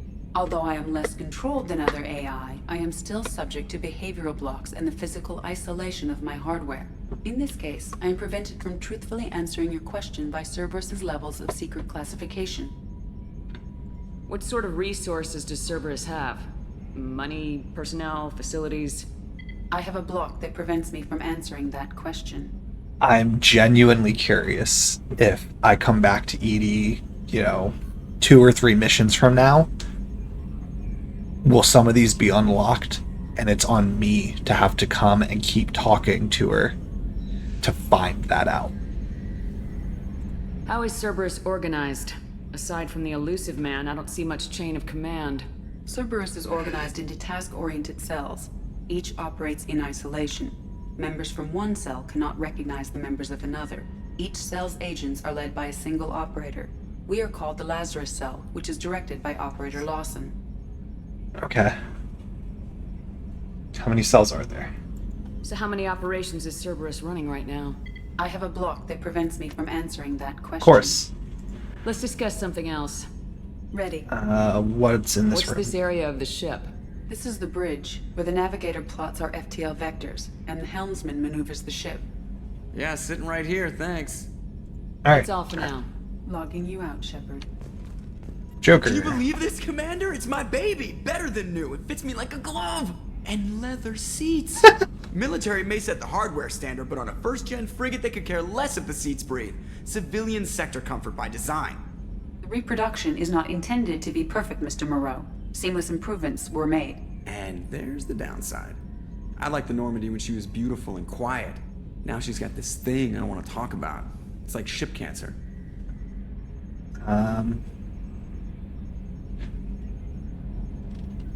You can trust them for now. Enjoy it, Joker. If we're stuck here, we might as well let them pamper us. Does it breach uniform regs if I get that on a cruise shirt? Because this is my favorite you have no choice ever. Technically, this is a civilian ship. I'm probably lucky you're still wearing pants. Yeah, I'll save that for the off-hour cameras. Have an AI watch me 24/7. Insurance. Is there anything else? Commander. Mission. So, how do you think we're doing? Well, the Normandy's not as ready as she could be. There's always more we could upgrade. And as for the crew, you'd have to ask a people person. What do you think about the people we're picking up? Well, about the ones you went out with last, I would never say anything against Miranda and expect to survive the reprisal. Jacob is way too nice a guy for the number of ways he knows how to kill people. It's just my opinion, though. There's really no need to go spreading it around. Good old days. Ever think about the old Normandy and the trouble we got up to? Yeah, those seem like the good old days now, but come on, it was hell at the time. Geth, Saren, Sovereign, and then we got dumped. We're stuck in a weird place, sure, but back then it wasn't all sunshine and bunnies. Fair. What about the old crew? What happened to the rest of the old crew? I heard most survived. Almost did. Presley didn't. The rest of us just sort of drifted apart. The Alliance didn't care.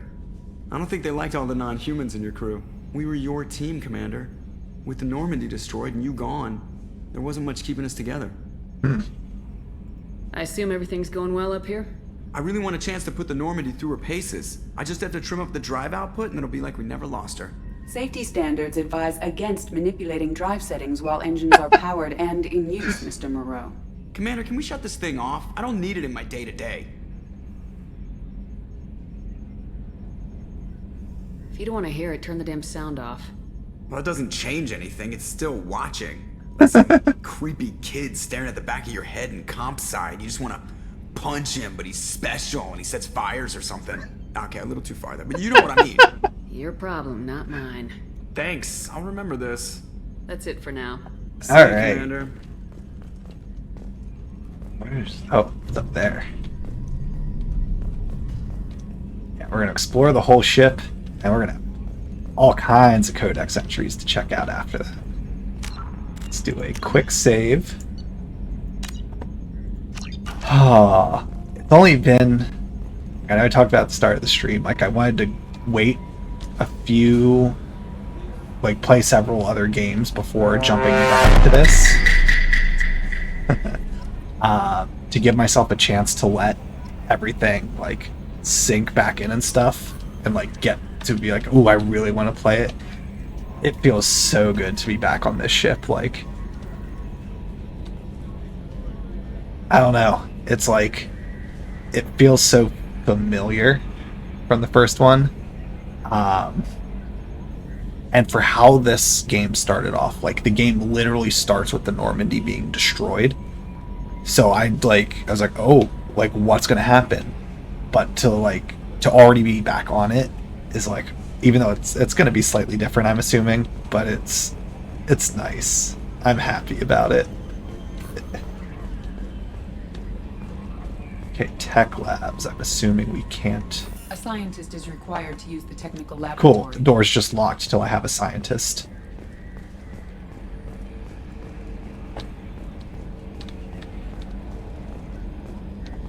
Yeah, I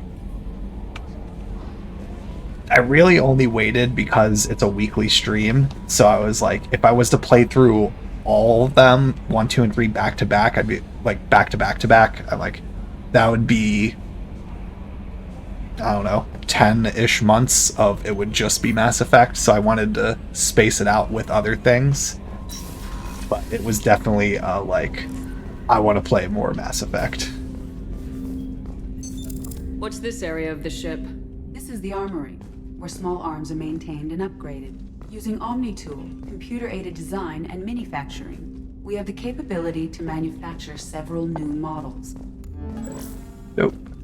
Okay, loadout. So what does this mean? Okay. So I guess eventually I have... Okay, yeah, 2 options here. So, arc projector ionizes targets with non-visible laser to ready them for a high-voltage electrical attack. As the lightning-like bolt hits its first target, sophisticated auto-targeting paints succeeding targets with the ionizing laser, allowing electricity to take the path of least resistance and arc between them. Entire enemy strike can be shocked to death with a few pulls. I want that over the grenade launcher, but I don't have options for those yet. Jacob doesn't have options. Miranda, no options. I really like that setup.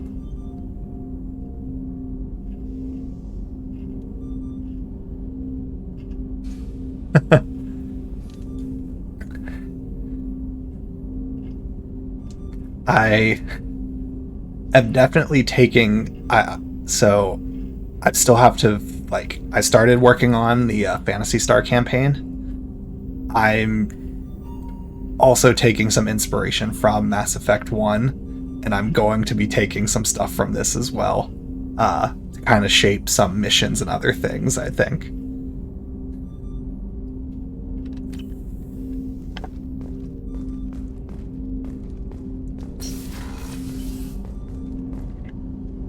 It seems pretty straightforward.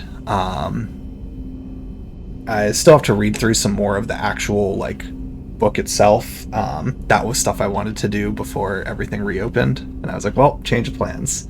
I'll have to wait till I have a little bit more spare time. But it seems a bit more in line with like just D&D's system. Like it actually uses all the dice. But it seems like it's trimmed down in a few ways, like kind of a D&D light. So using all the dice, but in a way that isn't like overwhelming, I think. But I still need to read through it more to see how much of that is the case. And they pretty explicitly pointed out in like the opening description thing, like, also you can modify it however you want. It's a tabletop game. Like, this is just a general framework. I have not checked on that yet. That's something I haven't finished. Like, I haven't read through in too deep into the character side of things yet. So I'm not sure for mag system. I'm going to have mags in it one way or the other. So there's there's some really cool stuff that it has in that I didn't expect, like a whole like ship crewing system that I feel is very similar to the Star Trek tabletop game one. But there's a lot of stuff to it. Right now I started just kind of trying to map out a general story and plot and some maps and things. Commander, there hasn't been time to really settle in and take stock. I want to say that working with you is a great opportunity to do something that matters. It's a privilege to serve on the Normandy, Commander. Risky assignment. May change your tune if we end up like the original Normandy. Maybe. As long as the elusive man walks his talk, and you do the same, I'll do my best to make sure we succeed. That's been the condition for my service so far. I have issues with certain actions Cerberus has taken in the past. Yeah. Cerberus didn't do too many good things in the first game. Cerberus done to make you nervous? A lot. They've been called terrorists, and with good reason. On account of the terrorism. More checkered past. But if the Collector threat is real, and we do something about it, Cerberus will be remembered differently. Or we'll all be tried and executed. Can't count on people thinking about it as hard as I have. It's good to hear a clear opinion. Sounds like we're two of a kind. That honors me more than you, Commander. Let me know if you need anything. Okay. Is there anything else? Commander, cool. Can I help you with something? How we doing, Jacob? What's your sense of the mission? Probably the same as everyone else. I just want to figure out what the real threat actually is. Got no problem with risk. I just need a clear goal. Anything else, Commander? Opinion of the crew. What do you think of the state of the crew? We don't have a full complement. We don't stand a chance without the right specialists on side. Anything else, Commander? I understand you made quite an impact after you left the Alliance. Miranda and I stopped a Batarian plan to release a biological agent on the Citadel. That's when I first met her. It took us out to the Nemean Abyss and back. Saved the Citadel like you, but what's the saying? Good deeds like pissing yourself in dark pants? Warm feeling, but no one notices. The whole thing was hushed like they're good at doing. But I know what I did, and I'm proud of it. No, only Joker, the pilot, is from the previous Normandy. It's been 2 years since the Normandy was destroyed, so there's everyone's dispersed. So I gotta build up a new crew. I don't know who's gonna come back and who won't, and what's gonna happen. I'm more interested in just talking for a bit. Already? I'm not big on forcing these talks, Shepard. Let's do this later. Okay. We'll talk Peace. later. Commander.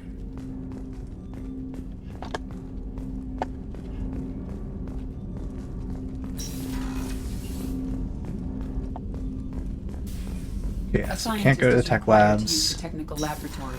Briefing comms room. What's this area of the ship? This is the FTL communications room. In addition to interfacing with the FTL comm network, Normandy is fitted with a quantum entanglement communicator linked to the Elusive Man's office. This allows lag-free communication even when you operate off the comm grid. Why aren't these used everywhere? Each quantum pair costs nearly as much as a comm relay, and can pass only one quantum bit of data at a time. In addition to the cost and bandwidth issues, the system is strictly point-to-point. To contact 100 different worlds, we would need to manufacture and install 100 entangled pairs, one linked to each world. I've never heard of a quantum entanglement communicator. How does it work? Essentially, two subatomic particles are created in an entangled state. One is installed here, and the other in the Elusive Man's office. When one particle occupies a given quantum state, its entangled partner will always enter the opposite state, no matter the distance between them. If we alter the state of our particle, that alters the state of the Elusive Man's. This allows us to send data in the form of quantum bits. I still so much appreciate that this game takes the time to explain the physics behind everything, or the science in general. Like, it's all technology that is grounded in a reality that maybe is not technologically there for us now, but is very much like the theory papers state this is feasible, so this is how it works. LOL. Yeah, and that's how quantum entanglement, quantum bits, that's how that stuff works. And that, like, there's still so much ongoing research in that area, all kinds of new things being done to find out, like, better ways to do this. Like, yeah. The lesson is just fact checking. That's all for now. Logging you out, Shepard. But I just appreciate the fact that the game will take the time to explain it and be like, that's how it works. Yeah.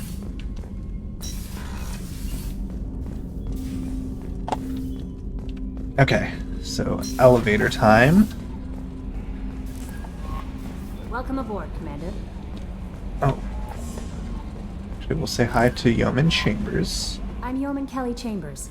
I've been assigned as your administrative assistant. I'll manage your messages and help you monitor the crew. And I must say, it's such an honor to work under you, Commander Shepard. I'm glad to have you on the team, Ms. Chambers. Please, call me Kelly. Okay, Kelly. Anything else? How's the crew? Is there anything I should know? You have unread messages at your private terminal. Anything else, Commander? I got emails already. I hope I just have 2 years worth of emails. Do you have a moment to talk? I always have time for you, Commander. What do you do? What are your responsibilities? I'll keep you notified of any messages or appointments you might have. If any of the crew has important business to discuss, I'll make sure you know. Isn't that the type of task better suited for a VI? Yes, but being your yeoman is just my official role. Unofficially, I observe the crew. Everyone knows how risky our mission is. Many of us may not be coming back. That's a lot of pressure. I have a degree in psychology. I'm good at sensing when people are overly taxed. You make sure the crew's mental health is sound. Yes. I look for warning signs. I listen. It's not a full-time job, and it's most effective when done informally. It's good you're We're here. lucky to have someone with your skills, Kelly. Thank you, Shepard. What else would you like to know? What do you think of Cerberus? This organization has a dark reputation. Do you have any concerns working for them? Not at all. Our methods can be harsh, but Cerberus has noble objectives. We look out for human interests. Advance human technology, save human lives. They're good goals. It sounds like Cerberus wants to dominate all aliens and put humankind on top. Cerberus looks out for humanity, but that doesn't mean we hate aliens. My sister started a dog shelter, but she loved cats too. I love humanity.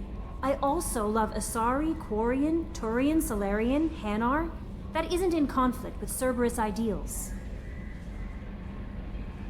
Didn't mention the Elcor, though. The best race. Are you How happy do you here? feel about Weird being that it assigned flipped to all three of Normandy? them that time. I was handpicked by the Elusive Man to help fight the greatest threat known to humanity. How do I feel? Honored, exhilarated, terrified. But mostly I feel encouraged. Under your leadership, we can't fail. What? Don't worry. We'll defeat the Collectors. I trust you implicitly. The moment I met you, I knew I could close my eyes, fall back, and you'd be there. Your trust is well placed, Kelly. I knew it would be. Thank you, Shepard. Anything else you'd like to talk about? Oh. I better go. Okay. Okay. Maybe we'll talk later. On to the next floor. Too many floors. Okay. So we're on the second floor. Alright, let's go to my cabin.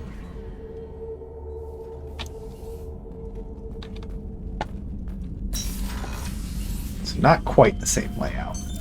What's this area of the ship? This is the commanding officer's quarters. It's larger than the quarters of other warships I've served on. This is a Cerberus vessel, not an Alliance warship. Accommodations have been made for personal taste. Okay. That said, this space is directly under the exterior pressure hull. The fitting yard workers called it the loft. Okay. Alright. Okay. Medal of Honor. View my trophies. Oh, it's just check out all my achievements. Kill 100 enemies with melee attacks. I have done no meleeing at all.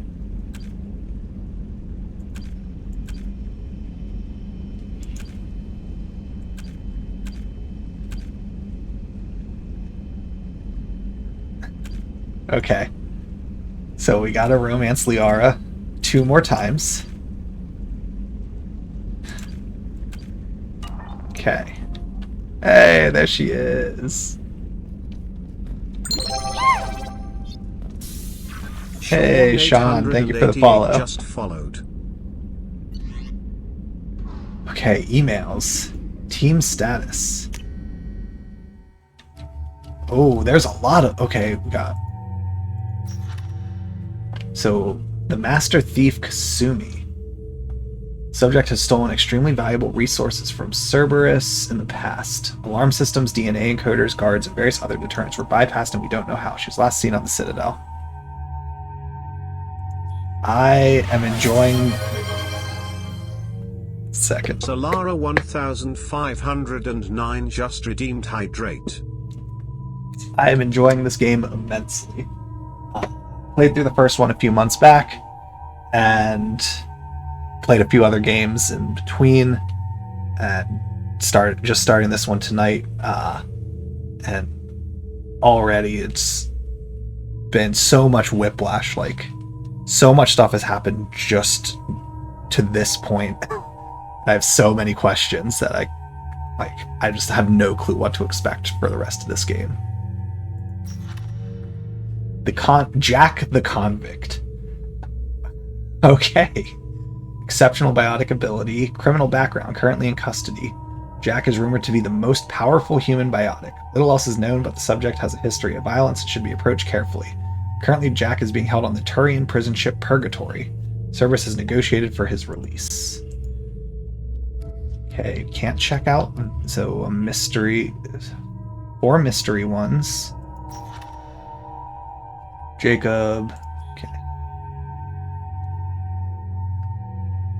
Yeah. I mean, yeah, just the opening cutscene of this game, I was like, alright, stakes have increased dramatically. Like, you end the first game thinking Normandy's such a powerful ship, and it just gets obliterated right off the bat at the start of this one. Like, power creep is real. Dr. Okeer the Warlord. Millennia of combat and strategic experience, rumored familiarity with Collector technology, brilliant, brutal Krogan warlord, and Krogan rebellions veteran. Okeer is obsessed with saving the Krogan from the genophage. appears he contacted the collectors to gain the necessary technology. Currently at a Blue Suns camp on Corliss, his relationship with mercenaries is unknown. What is cycle appearance? We'll check that. Okay. 2 outfits. The space racist. Of those original 6, she was the bottom of my tier list of ranking them, so I genuinely did not know someone was gonna die in that scene. I was like, I genuinely thought it was you save Kaidan first, and then you were gonna come back and save her, and it was like this sequential event that might have a timer or something. I did not expect those events to play out the way they did, but I didn't feel that bad. I was shocked by it, but didn't lose that much sleep over her being the one that died. Archangel. Small unit tactical expertise, omni-tool expert, and noted sniper. Archangel is a mercenary commander whose operations are noted for their technical expertise and strategic brilliance. He is responsible for high-profile attacks on gang leaders on Omega and can likely be found there. Okay. Morden, he's also at Omega. Biological weapons expert, light weapons training with Salarian Special Task Group. Morden Solis is a Salarian biological weapon expert whose technology may hold the key to countering Collector attacks. He's currently operating a medical clinic in the slums of Omega. And Zaid Masani. Zaid has stopped taking work recently, but he was last seen on Omega. His reputation as the premier bounty hunter in the galaxy has caught up with him, and he is rumored to spend his days drinking and shooting would-be rivals. There's none better in a fight. Plus 4 other ones. So assuming this is everyone that can be squad, that means you end the first Mass Effect with only 5 squad members. So at least one of them is no longer a squad member for us for this game. Maybe more, I don't know. But I would assume if these are the 4 mystery ones, we'll get some of them. I don't know if it's I get to pick or if I would assume they're preset, so we'll find out who the 4 are. Or if there's less than 4, we'll find out. But at least one of them is not coming back. Upgrades. Upgrades improve your squad members' power, your weapons, and your ship, making mission success more likely. Acquire new upgrades by finding them on missions, purchasing them from stores, or researching them using a research terminal. I'm going to have a lot of fun with that. Alright, now to check my emails. Oh god. Well, actually, that's not too bad. Alright, let's start with Anderson. On the off chance that the rumors are true and you actually are alive, I need you to come and talk to me on the Citadel. A lot has changed in the last 2 years. You put us on top, and it's only fair that you be allowed to speak for yourself about what we've been hearing. Mark is red. Okay, from Elusive Man. We've reached an agreement with veteran mercenary Zaid Masani. You may know the name. Zaid has been involved in some of the best-known and some utterly unknown military operations in the Terminus system. Is feared as a ruthless and relentless bounty hunter. I felt you might need a man with his skills on your mission, so I arranged to have him join you. You will find him on Omega, where he's wrapping up his current bounty. Don't worry about his fee. I've taken care of that personally. Okay. Lost contact with survey ship. From Project Firewalker. Commander, the MSV Rosalie, a survey ship with Cerberus connections, has gone missing. The survey team was field testing a new prototype, the Hammerhead Planet-Side Exploration Rover. In addition, scientists Dr. Manuel Case and Dr. Robert O'Loy are aboard the MSV Rosalie and conducting research for us. We need you to find the ship, her survey team, and the doctors. Rosalie was last seen near planet Ziana, Elista, and the Ismar frontier.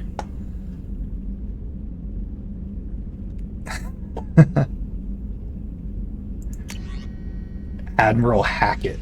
Alright, what does this guy want? Commander Shepard, our scans in the Amada system have turned up something we thought you should see. Final location of the wreckage of the... Oh, I gotta go back there and see that. We thought this news might be important to you, but we also have an ulterior motive. Alliance would like to honor the Normandy with a monument to be built on the site of the ship's final resting place. We'd like to invite you to place the monument and be the first to walk on the site. There are still 20 crew members unaccounted for from the attack on the Normandy. If you find any signs of these lost crewmen, we ask that you report to the Alliance so those heroes' families might find some closure. Godspeed to you, Commander. Okay, so that's probably the new collectible for us to find as we're exploring planets. From the Elusive Man, Recon Hood. Shepard, it occurred to our armor technicians you may not want to show your face everywhere you go. They sent by a hood that Cerberus issues to its covert operatives. It has additional microframe functions you may like. The hood is in your quarters. Okay, so I'll have to go check that out.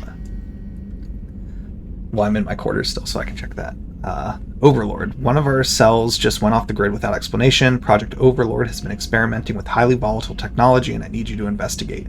Their work is extremely compartmentalized enough that I can't divulge operational details over this channel. You'll find them on the planet Ite Typhon system in the Phoenix Massing Cluster. Please use care in this matter. Okay, then this is that weapon I just equipped. Shepard, we recently had an incident involving the Geth at one of our outposts in the Skylian village. Don't worry, I'm not sending you off to chase anything down. Our operatives waged a highly successful battle against a Geth scouting party and credited their success to a new advanced electrical attack device that we finally let them take out of the lab. Since their unit is being reassigned for some rest and relaxation, I thought you should take custody of the weapon in the meantime. The weapon is called an arc projector. I sent it to the Normandy's armory so you can examine it for yourself and use it if you deem it worthy. It's gone through plenty of tests that indicate it overloads kinetic barriers and synthetic enemies particularly well, but laboratory demonstrations are a poor substitute for actual field reports. We know it works. Now we want to see what it can do in the right hands. If all goes well, we'll use your tactics to train other operatives. Alright, rendezvous with Kasumi Goto. Shepard, at great cost and effort, we have tracked down the master thief Kasumi Goto and convinced her to work with you. Very few people have ever heard of her, and fewer can claim to have seen her in person. She is unequaled at stealth and infiltration, and her skills will prove invaluable in your mission. Travel to the Zakera ward on the Citadel. There you will find a special ad terminal that differs from the usual. Input the password Silence is Golden to begin the rendezvous. Okay, and I have a bank account. Hello, Commander Shepard. Thank you for submitting your updated medical documentation. Your status has been changed from deceased to alive. After deducting modest administration fees for closing the file, subsequent change in status, and reactivation of your account, you have a remaining balance of 100,000 credits. Thank you for banking with Ascension Financial Services. We look forward to working with you. Are you protecting your greatest assets? We will find the best life insurance rates and coverage to fit your needs. Reply for a free quote today. Does having died once count as a pre-existing condition when she wants to get life insurance, if she needs to get new life insurance?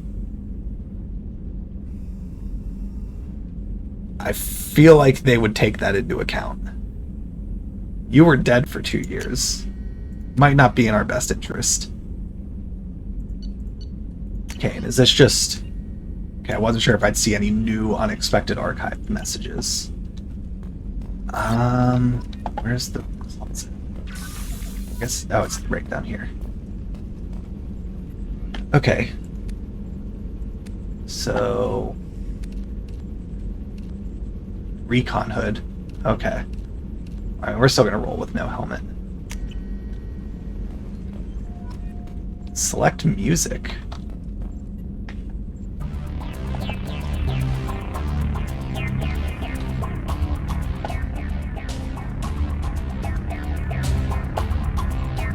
Okay. Let's have some tunes playing there.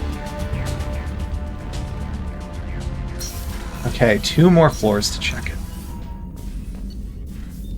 Oh, man. Alright. Let's do engineering first, and then we'll go to crew quarters.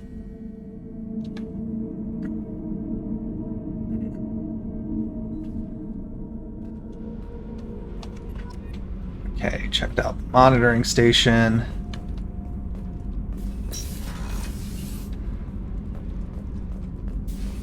Access to this room is currently restricted. Of course. Why would I get to go anywhere in the ship I'm in charge of? Okay. There's actually a lot more here to check out than I thought. Okay, it just loops. That's fine.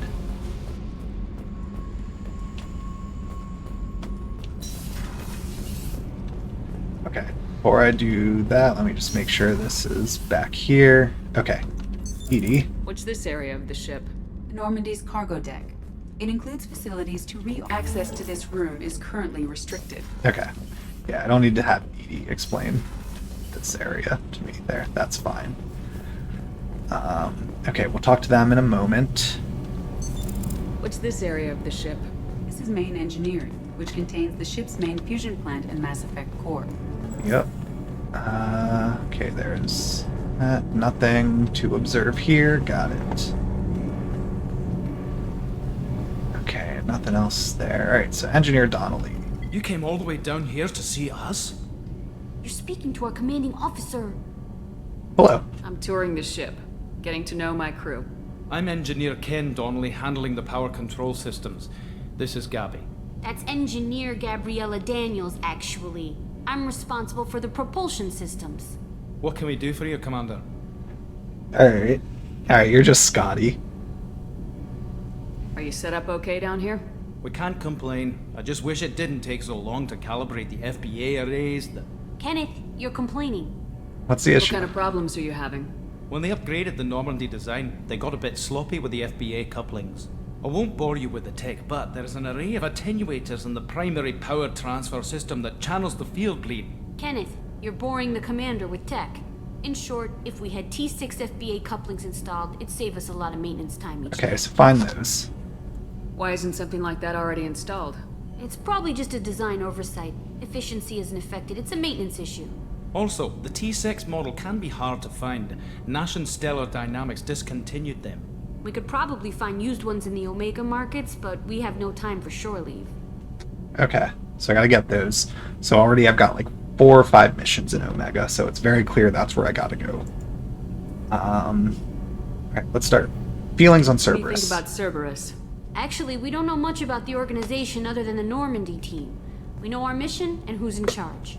We're off to kick the collectors right in their daddy bags. That's enough for me. That's certainly one way to describe those.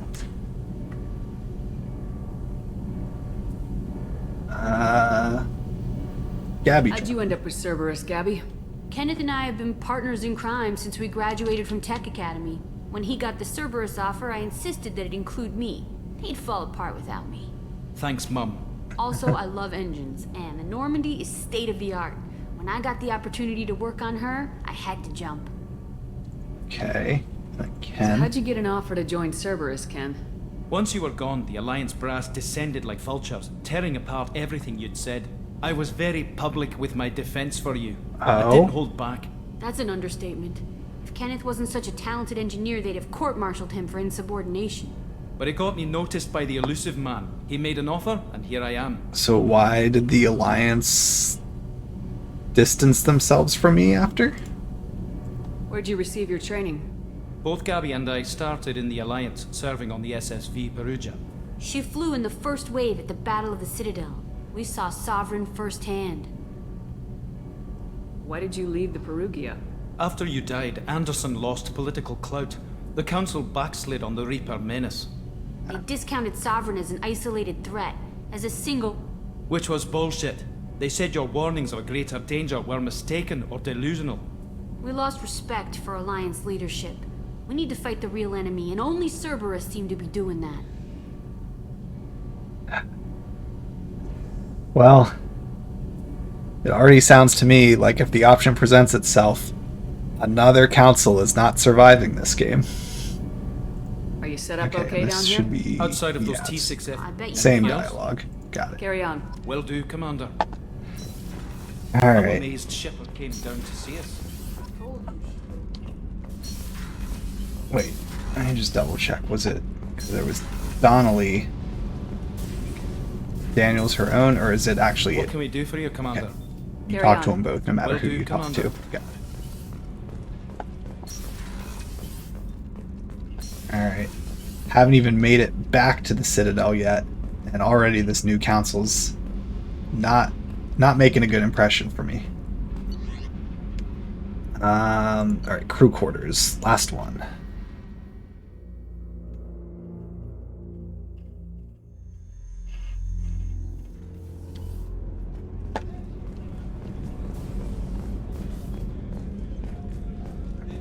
Let's start with these doors. Access to life support is restricted. Cool. The port observation deck is closed until needed. But I can go to the men's restroom. The women's restroom is on the starboard side of the ship.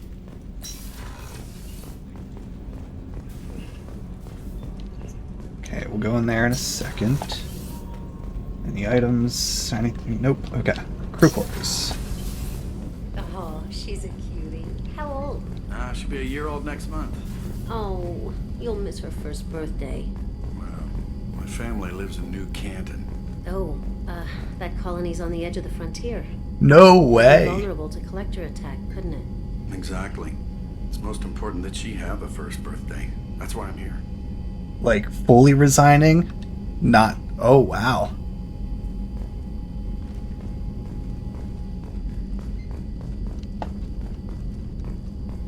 What a world event. Just kind of in there. Alright.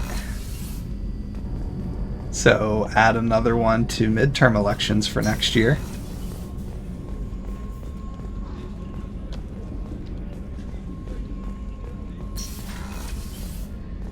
Dr. Chakwas is back. Yes. That was the other one I wanted to get to the medical bay area. See if she would be back on the crew. This area of the ship. The sick bay. It is equipped to provide short-term emergency care. In the event of critical injury, personnel must be transferred to a fully equipped medical facility.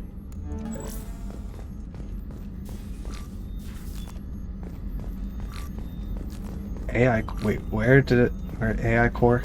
Where's the... Oh, it's the door. Access to the AI core is restricted.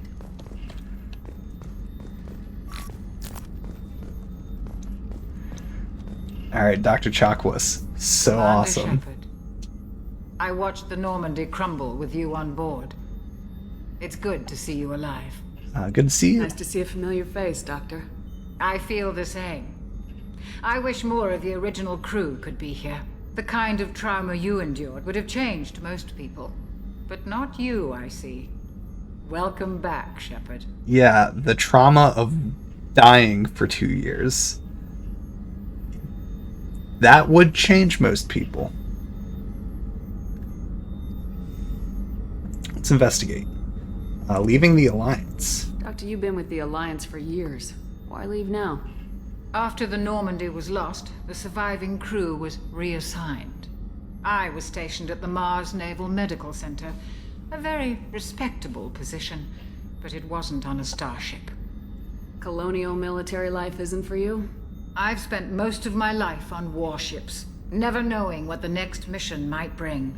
I'm used to the hum of engines, the creaking of bulkheads, that subtle vertigo when the momentum dampeners kick in.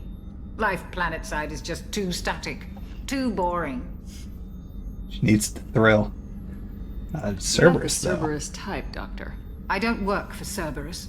I work for you. On a mission that may be crucial to the survival of the human race. I have faith that your dealings with Cerberus will be ethical. I trust you, Commander. There's a very good chance this mission will be a one-way trip. Are you prepared for that?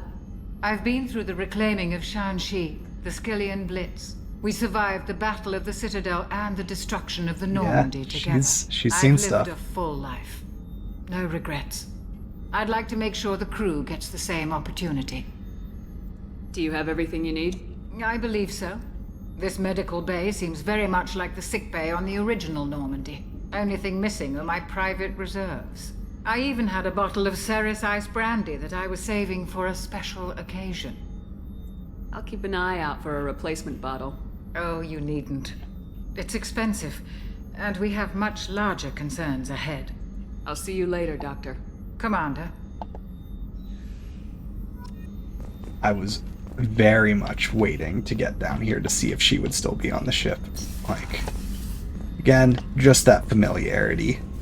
Getting to see all the old faces and stuff.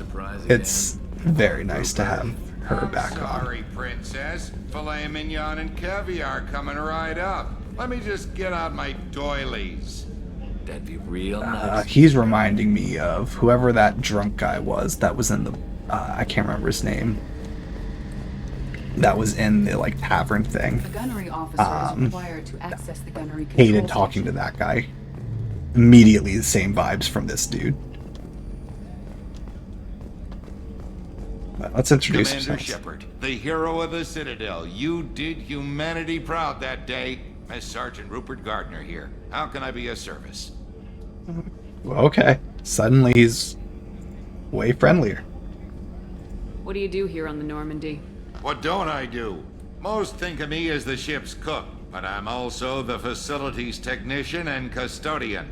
HVAC, plumbing, non-mission critical electrical. I make sure they're all clean and running. Yeah, janitor and cook. So the man cleaning the toilets is also preparing the meals? I wash my hands. Most of the time. This ain't no luxury liner.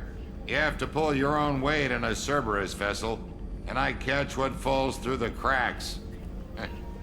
Through the cracks. Alright. Okay. How do you feel about working for Cerberus? Damn proud. Cerberus gets the job done. The Alliance and Council have got their heads buried so deep up their butt puckers they can't see squat. It'll take good old human ingenuity to crush these collector vermin. Only Cerberus knows that. Okay. How did you find your way into Cerberus? Can you believe I was once a family man, working the Ezo rigs along the frontier? I was happy enough, but losing everything to Batarian raiders can change your outlook. Sure. I needed to make a difference. I'm no soldier, but I've got skills, and Cerberus keeps an eye out for talent. I'll do whatever it takes to help, be that plumbing a sewer, routing an air duct, or keeping everyone's bellies full. Okay. Do you have everything you need? I make do.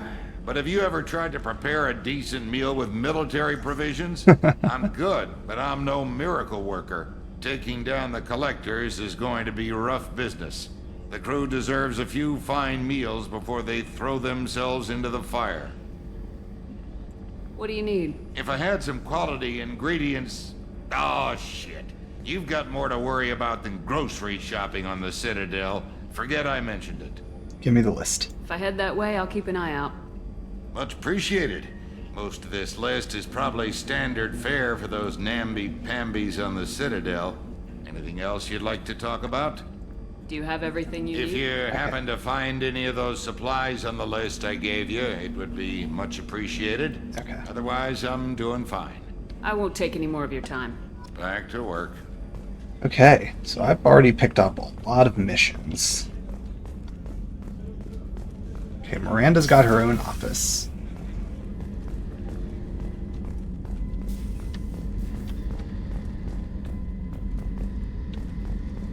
Nothing else to, like, interact with in here other than just talking to her, so let's chat. Commander, what can I do for you? Anything I should know regarding the Normandy? The crew's working well, and the ship appears to be performing to specifications. I still haven't been able to put my finger on who she reminds me of. There's someone she looks like, and I haven't been able to pinpoint who it is. What exactly are your duties aside from keeping an eye on me? I'm the Elusive Man's agent. You're his most important asset. My job is I to know. make sure you succeed. Aside from that, I send regular reports to the Elusive Man, updating our status. So, Sif is one, yeah. Honestly, the way her hair is styled in this is also reminding me of Arya in the first season of PLL. Do you have a minute, Miranda? No doubt you've got a lot of questions. Cerberus isn't as evil as most people believe. If I can help allay any of your concerns, I'd be happy to do so.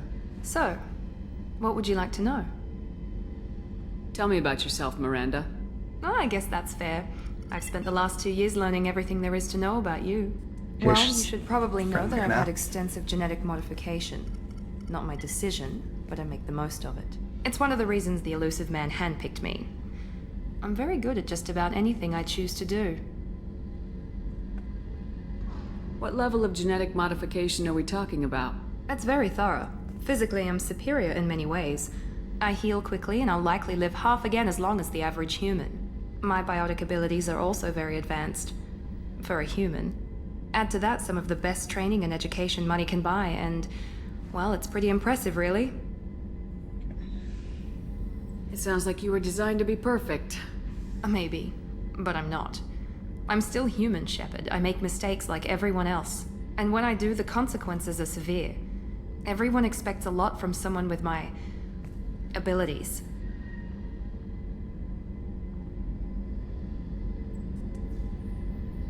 Thanks for the information, Miranda. Not gonna I'll talk call to you her later. cocky. Of course, Commander. Whatever you need. Let's just check, make sure there's no other. Okay. Oh. Commander, what can I do for you? Do you have a minute, Miranda? There's a lot to do, Shepard. Maybe another time. Okay. What exactly are your duties aside from keeping an eye on me? I'm the Elusive Man's agent. You're his most important asset. My job is to make sure you succeed. Aside from that, I send regular reports to the Elusive Man, updating our status. Okay. Anything I should know regarding the Normandy? The crew's working well, and the ship appears to be performing to specifications. Alright. I'll let you work. Of course, Commander.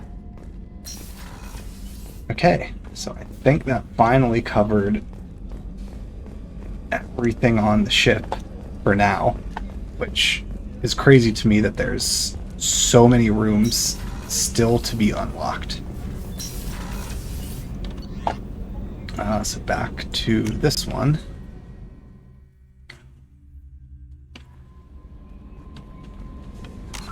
Okay. So yeah, another level. Get that rank. So that's just done now. Okay. Select an evolved form of power. Agent, your endurance and mental fortitude reduce the recharge time of powers and give a bonus to the duration. Paragon and Renegade scores reach their highest level.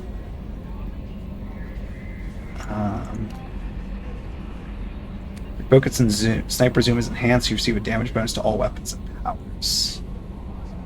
Ooh. Plus 100%. Plus 70%. I think I'm going to go with Assassin.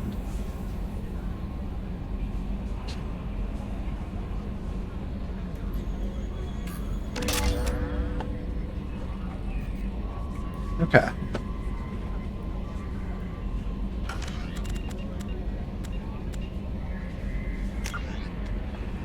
Alright. So many missions. Okay, yeah, so going to the Convict. Archangel. Warlord. Morden. Go to the Citadel and go to the Council. Eid, Kasumi, and that's the main mission. And then assignments. We have to go to the Citadel and purchase ingredients. Find a bottle of brandy at a store. Get FBA couplings on Omega. Check out that place for the Elusive Man. Check out that place, and then go to the crash site. Okay, so there's a lot of stuff there. That is actually assemble a team. Let's just go through so they're not going to keep blinking. Kasumi's on the Citadel. Travel to Omega. So there's a handful at the Citadel, a handful at Omega.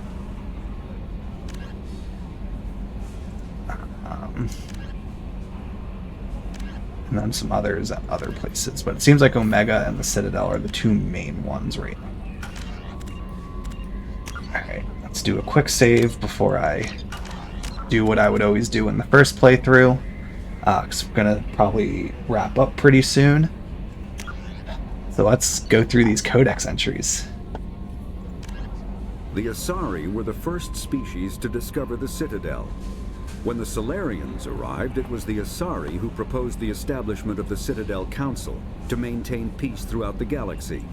Since then, the Asari have served as the mediators and centrists of the Council. An all-female race, the Asari reproduce through a form of parthenogenesis.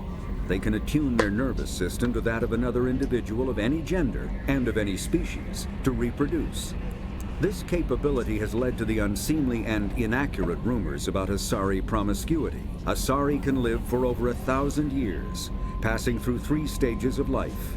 In the maiden stage, they wander restlessly, seeking new knowledge and experience. When the matron stage begins, they meld with interesting partners to produce their offspring. This ends when they reach the matriarch stage, where they assume the roles of leaders and counselors. The second species to join the Citadel, the Salarians, are warm-blooded amphibians with a hyperactive metabolism. Salarians think fast, talk fast, and move fast. To Salarians, other species seem sluggish and dull-witted. Unfortunately, their metabolic speed leaves them with a relatively short lifespan. Salarians over the age of 40 are a rarity. The Salarians were responsible for advancing the development of the primitive Krogan species to use as soldiers during the Rachni Wars. They were also behind the creation of the genophage bioweapon the Turians used to quell the Krogan rebellion several centuries later. Salarians are known for their observational capability and non-linear thinking. This manifests as an aptitude for research and espionage. They are constantly experimenting and inventing, and it is generally accepted that they always know more than they are letting on. Okay. I don't remember for sure if that's verbatim the same entries as in the first game, but I'll let them all play through for the primary ones. Then, because the primary ones, they're narrated automatically, then I'll go through the secondary ones and read through those. Roughly 1,200 years ago, the Turians were invited to join the Citadel Council to fulfill the role of galactic peacekeepers. The Turians have the largest fleet in Citadel space, and they make up the single largest portion of the Council's military forces. As their territory and influence has spread, the Turians have come to rely on the Salarians for military intelligence and the Asari for diplomacy. Despite a somewhat colonial attitude towards the rest of the galaxy, the ruling hierarchy understands they would lose more than they would gain if the other two races were ever removed. Turians come from an autocratic society that values discipline and possesses a strong sense of personal and collective honor.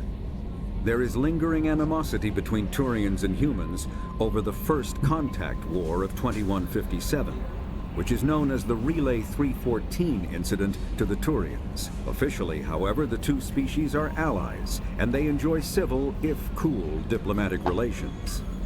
Okay. So yeah, so we'll see as we work our way down how many of them.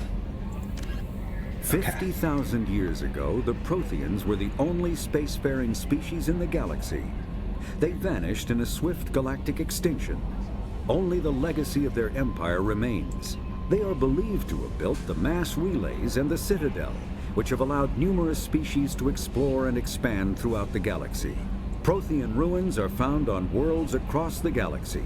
While surprisingly intact for their age, functioning examples of Prothean paleotechnology are rare. Time and generations of looters have picked their dead cities and derelict stations clean. Some believe the Protheans meddled in the evolution of younger races. The Hanar homeworld of Kaje, for example, shows clear evidence of former Prothean occupation. The presence of a former Prothean observation post on Mars has caused a rebirth of interventionary evolutionists among humans. These individuals believe the god myths of ancient civilizations are misremembered encounters with aliens. I'm buying into that because of the Prothean disc that we got in the first Mass Effect that gave us that weird like flashback of we were like a caveman running around and we saw, I think they said it was like a white or silver bird and it was clearly a Prothean ship observing them. And then they, after they passed out was seeing it, they woke up and they had this like feeling of like something was in their neck, which was obviously some sort of probe or something that they put in him. So I fully believe that that's the case there. But the other thing I wanted to say with it, because I think there's other extinct races that were in the entries in the first one, because I was worried that it was going to import every codex entry from the first game here, like when it transferred the save. I don't think that's the case. So this hopefully won't take terribly long to do it all. In the early or maybe it did. early 2160s, the Alliance began aggressive colonization of worlds in the Skyllian Verge, much to the dismay of the Batarians, who had been developing the region for several decades. In 2171, the Batarians petitioned the Council to declare the Verge a zone of Batarian interest. The Council refused, however, declaring unsettled worlds in the region open to human colonization. In protest, the Batarians closed their Citadel embassy and severed official diplomatic relations with the Council, effectively becoming a rogue state. They instigated a proxy war in the Verge by funneling money and weapons to criminal organizations, urging them to strike at human colonies. Hostilities peaked with the Skyllian Blitz of 2176, an attack on the human capital of Elysium by Batarian-funded pirates and slavers. In 2178, the Alliance retaliated with a crushing assault on the moon of Torfin, long used as a staging base by Batarian-backed criminals. In the aftermath, the Batarians retreated into their own systems and are now rarely seen in Citadel space. Yeah, so I know the Batarians were mentioned a few times in this one already. They are one I do not remember at all. I don't remember seeing them in the first game. I don't remember them being mentioned. I feel like I remember seeing the Skyllian Blitz mentioned. So they probably were, and I'm just forgetting, but they're one that, like, I don't recognize them at all. Living beyond the Omega-4 mass relay in the Terminus systems, the mysterious Collectors species is glimpsed so rarely as to be taken for a myth by most in galactic society. In reality, Collectors are human-sized insectoid bipeds and can resemble massive winged beetles. They are a terrifying force in the galaxy, responsible for the murder of hundreds of thousands. Collectors generate permanent stasis fields around themselves, creating nightmarish red-shifted energy fields. In battle, they hold position whenever possible, relying on their aggressive biotics and nearly limitless power. Several types of bipedal Collectors have been identified, including minions, defenders, zealots, assassins, and artillery operators. Acting together, Collectors have imprisoned entire cities in stasis. While no definite forensic accounting exists to explain the fate of those imprisoned, leading speculation is that victims are harvested for scientific experimentation and neurobiological repurposing. Okay. Now, the Elcor are a Citadel species native to the high-gravity world Dakuna. They are massive creatures, standing on 4 muscular legs for increased stability. Elcor move slowly, an evolved response to an environment where a fall can be lethal. This has colored their psychology, making them deliberate and conservative. Elcor's speech is ponderous and monotone. Among themselves, scent, slight movements, and sub-vocalized infrasound convey shades of meaning that make a human smile seem as subtle as a fireworks display. Since their subtlety can lead to misunderstandings with other species, the Elcor often go out of their way to clarify when they are being sarcastic, amused, or angry. Dakuna's high gravity impedes mountain formation. Most of the world consists of flat, open plains, which prehistoric Elcor wandered across in small family bands. Modern Elcor still prefer open sky, and can become restless and uncomfortable on long starship journeys. Yeah, Elcor are awesome. I can't wait to talk to more of them. The Geth are a humanoid race of networked AIs. They were created by the Quarians 300 years ago as tools of labor and war. When the Geth showed signs of self-evolution, the Quarians attempted to exterminate them. The Geth won the resulting war. This example has led to legal, systematic repression of artificial intelligences in galactic society. The Geth possess a unique distributed intelligence. An individual has rudimentary animal instincts, but as their numbers and proximity increase, the apparent intelligence of each individual improves. In groups, they can reason, analyze situations, and use tactics, as well as any organic race. Geth space is located at the trailing end of the Perseus Arm, beyond the lawless Terminus systems. The Perseus Veil, an obscuring dark nebula of opaque gas and dust, lies between their space and the Terminus systems. The Hanar are a Citadel species known for excessive politeness. Not about They them. speak with scrupulous precision and take offense at improper language. Hanar that expect to deal with other species take special courses to help them unlearn their tendency to take offense at improper speech. All Hanar have two names. The face name is known to the world. The soul name is kept for use among close friends and relations. Hanar never refer to themselves in the first person in conversation with someone they know on a face name basis. To do so is considered egotistical, so instead they refer to themselves as this one, or the impersonal it. Their homeworld, Kaje, has 90% ocean cover and orbits an energetic white star, resulting in a permanent blanket of cloud. Due to the presence of Prothean ruins on the world, many Hanar worship them, and Hanar myths often speak of an elder race that civilized them by teaching them language. The Krogan evolved in a hostile and vicious environment. Until the invention of gunpowder weapons, eaten by predators was still the #1 cause of Krogan fatalities. Afterwards, it was death by gunshot. When the Solarians discovered them, the Krogan were a brutal, primitive species, struggling to survive a self-inflicted nuclear winter. The Solarians culturally uplifted them, teaching them to use and build modern technology, so they could serve as soldiers in the Rachni War. Liberated from the harsh conditions of their homeworld, the quick-breeding Krogan experienced an unprecedented population explosion. They began to colonize nearby worlds. Even though these worlds were already inhabited, the Krogan rebellions lasted nearly a century, only ending when the Turians unleashed the Genophage, a Solarian-developed bioweapon that crushed all Krogan resistance.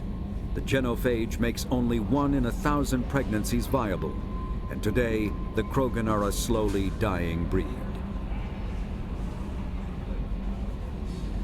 Yeah. Driven Quarians. from their home system by the Geth nearly 3 centuries ago, most Quarians now live aboard the Migrant Fleet, a flotilla of 50,000 vessels ranging in size from passenger shuttles to mobile space stations. Home to 17 million Quarians, the flotilla understandably has scarce resources. Because of this, each Quarian must go on a rite of passage known as the Pilgrimage when they come of age. They leave the fleet and only return once they have found something of value they can bring back to their people. Other species tend to look down on the Quarians for creating the Geth and for the negative impact their fleet has when it enters a system. This has led to many myths and rumors about the Quarians, including the belief that underneath their clothes and breathing masks, they are actually cybernetic creatures, a combination of organic and synthetic parts. Okay, Reapers. A myth common to several cultures in the galaxy. Reapers were imagined to be space monsters who consumed entire stars. Archaeologists and mythologists attempting to uncover sources for such myths have yielded little, except interstellar religious themes of all-consuming devils common to primitive cultures. The Volus. The Volus are a member species of the Citadel with their own embassy, but they are also a client race of the Turians. Centuries ago, they were voluntarily absorbed into the hierarchy, effectively trading their mercantile prowess for Turian military protection. Erun, their homeworld, lies far beyond the normal life zone of its star. However, the world has a high-pressure greenhouse atmosphere that traps enough heat to support an ammonia-based biochemistry. As a result, the Volus must wear pressure suits and breathers when dealing with other species, as conventional nitrogen-oxygen air mixtures are poisonous to them, and in the low-pressure atmospheres tolerable to most species, their flesh will actually split open. Volus culture is tribal, bartering lands and even people to gain status. This culture of exchange inclines them to economic pursuits. It was the Volus who authored the Unified Banking Act, and they continue to monitor and balance the Citadel economy. Okay.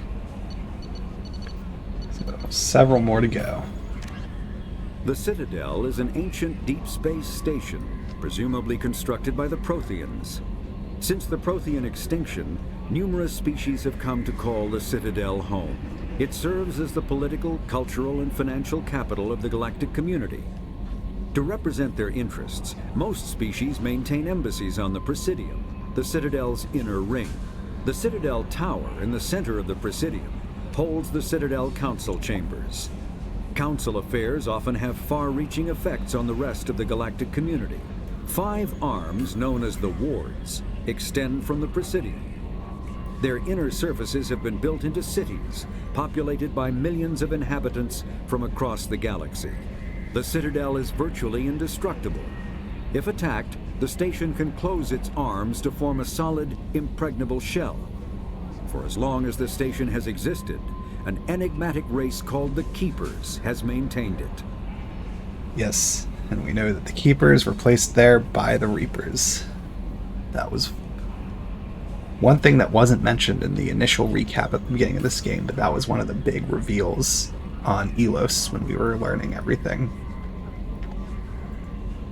Spectres are agents from the Office of Special Tactics and Reconnaissance, and answer only to the Citadel Council. They are elite military operatives, granted the authority to deal with threats to peace and stability in whatever way they deem necessary. They operate independently or in groups of 2 or 3. Some are empathetic peacekeepers, resolving disputes through diplomacy.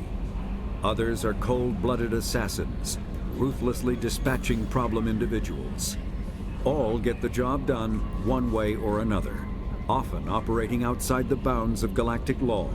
The Spectres were founded after the Solarians joined the Council. For many years they operated in secrecy as backroom problem solvers. Only after the Krogan rebellions did their activities become publicized. Assignment of a Spectre is less contentious than a military deployment, but makes it clear that the Council is concerned about a situation. 1, 2, 3, 6 more. A political economic pact for collective colonial security, the Alliance is the central galactic institution of human society. The Alliance gained associate membership to the Citadel Council in 2165 and assumed leadership in 2183, with former Alliance Captain David Anderson presiding. Many species regard humanity as a rogue race, and its 2183 victory following the attack on Eden Prime as a brutal and calculated sacrifice of its military rivals. Humans allegedly leveraged military victory into a political one, carving associate membership out of the violently depopulated Council. Because of the human Spectre Shepard's pivotal role in saving the Council, many analysts conclude several humans will be made candidates for Spectre status, further solidifying the human contribution to galactic peace. By achieving in decades what others waited centuries to receive, especially after so bloody a conflict, humans have guaranteed themselves deep hostility and fear throughout the galaxy. Okay. Immediately following the First Contact War, an anonymous extranet manifesto warned that an alien attempt at human genocide was inevitable. The manifesto called for an army, a Cerberus, to guard against invasion through the Charon Relay. Derided as survivalist rhetoric written by an elusive man, the manifesto and its anonymous author soon fell off the media radar. But in 2165, terrorists stole antimatter from the SSV Geneva. The sole figure arrested named his sponsor Cerberus. Throughout the 2160s and 2170s, alleged Cerberus agents assassinated politicians, sabotaged starships bearing Ezo, and conducted nightmarish experiments on aliens and humans. Denounced as human supremacist, Cerberus calls itself human survivalist. Counter-terror experts speculate Cerberus may have changed leadership with its recent shift to stockpiling ships, agents, and weapons. Whether he, she, or they, the elusive man hides his finances hidden behind shell companies. Few doubt he will kill anyone attempting to expose him. I mean, if there's a change in leadership, so they're getting away from the human supremacist, human survivalist thing, sure. We'll see. The reclusive tycoon calling himself the elusive man is a human nationalist focused on advancing human interests, whatever the cost to non-humans. The Citadel Council regards him as a fanatic, posing a serious threat to galactic security. A mysterious maverick, to say the least, the Elusive Man heads the Cerberus network. Dubbed the Elusive Empire by investigators, Cerberus is an allegedly untraceable syndicate of private intelligence agencies, biotics laboratories, engineering and scientific research teams, and lucrative front companies. Branded a terrorist and seditionist organization by authorities, Cerberus is the only human power base other than the Terra Firma Party strong enough to embarrass, if not threaten, the Council and its human representatives. Okay. Planets and locations. Freedom's Progress colony was once a typical Alliance settlement, but following complete communications blackout and its apparent destruction, is now a lightning rod for anxiety and dread in the galactic human community. The communications blackout followed an upgrade of the colony's small military force, supplemented by mechs and security drones, with high-powered, tower-mounted Guardian lasers. Colonists complained about construction cost overruns, delays, noise, and damage to the local environment. They also feared the defense array could be seen as provocative to their world's neighbors. Such fears may not have been baseless. Authorities have still offered no explanation for the communications blackout, fueling rumors of plagues, natural disasters, or a cult-inspired mass suicide. Located in strategically insignificant space, Freedom's Progress colony had once offered residents spectacular rainbows, lush marshlands, and stunning mountain ranges. Its potential as an agricultural settlement and tourism wonderland rivaled that of any Alliance colony. Okay. The Systems Alliance space vehicle Normandy is a prototype starship created as a joint human and Turian venture. A frigate optimized for reconnaissance missions, the vessel uses state-of-the-art stealth technology. Most ships generate tremendous heat that is easily detectable against the absolute zero background of space. The Normandy, however, temporarily sinks this heat within its hull. Because of exterior hull refrigeration, the ship can travel undetected for hours, or drift passively for days of covert observation. That heat sinking carries the risk of cooking the crew alive if the stored heat is not eventually radiated. Also contributing to stealth is the Normandy's revolutionary Tantalus drive, a Mass Effect core double the standard size. The Tantalus generates mass concentrations that the Normandy falls into, allowing it to move without the use of heat-emitting thrusters. Hey, and now the new one. With elaborate secrecy, Cerberus labored for years to build a new, superior Normandy. The vehicle's many alterations produced a craft nearly double the original size, requiring an even larger Tantalus drive core to compensate. The new Normandy features greater space in living quarters, research laboratory, observation deck, and cargo bay. Its shuttle can make landings the Normandy cannot attempt. In addition to tight beam communicators, Normandy's Quantum Entanglement Communicator, QEC, provides instantaneous contact with the Elusive Man. The Enhanced Defense Intelligence AI coordinates many of the ship's combat functions, assisting and even supplanting human piloting. Potential upgrades are numerous. The airframe could support additional armor and an axial mass accelerator. The thrusters could support recent advances in fuel technology beyond H2O2 chemical rockets. And the hull can mount double the standard number of kinetic barrier projectors, leaving space for stronger shields, easily sustainable via the new EZO drive core. Okay. So the nearly double the size, that helps explain why you have why there's a larger amount of squad members you can have, and gives you the explanation for having all these additional facilities for doing all those upgrades and stuff. Because I was wondering about that, how do you... it's 1-to-1, but we're bringing more people in. It's not 1-to-1.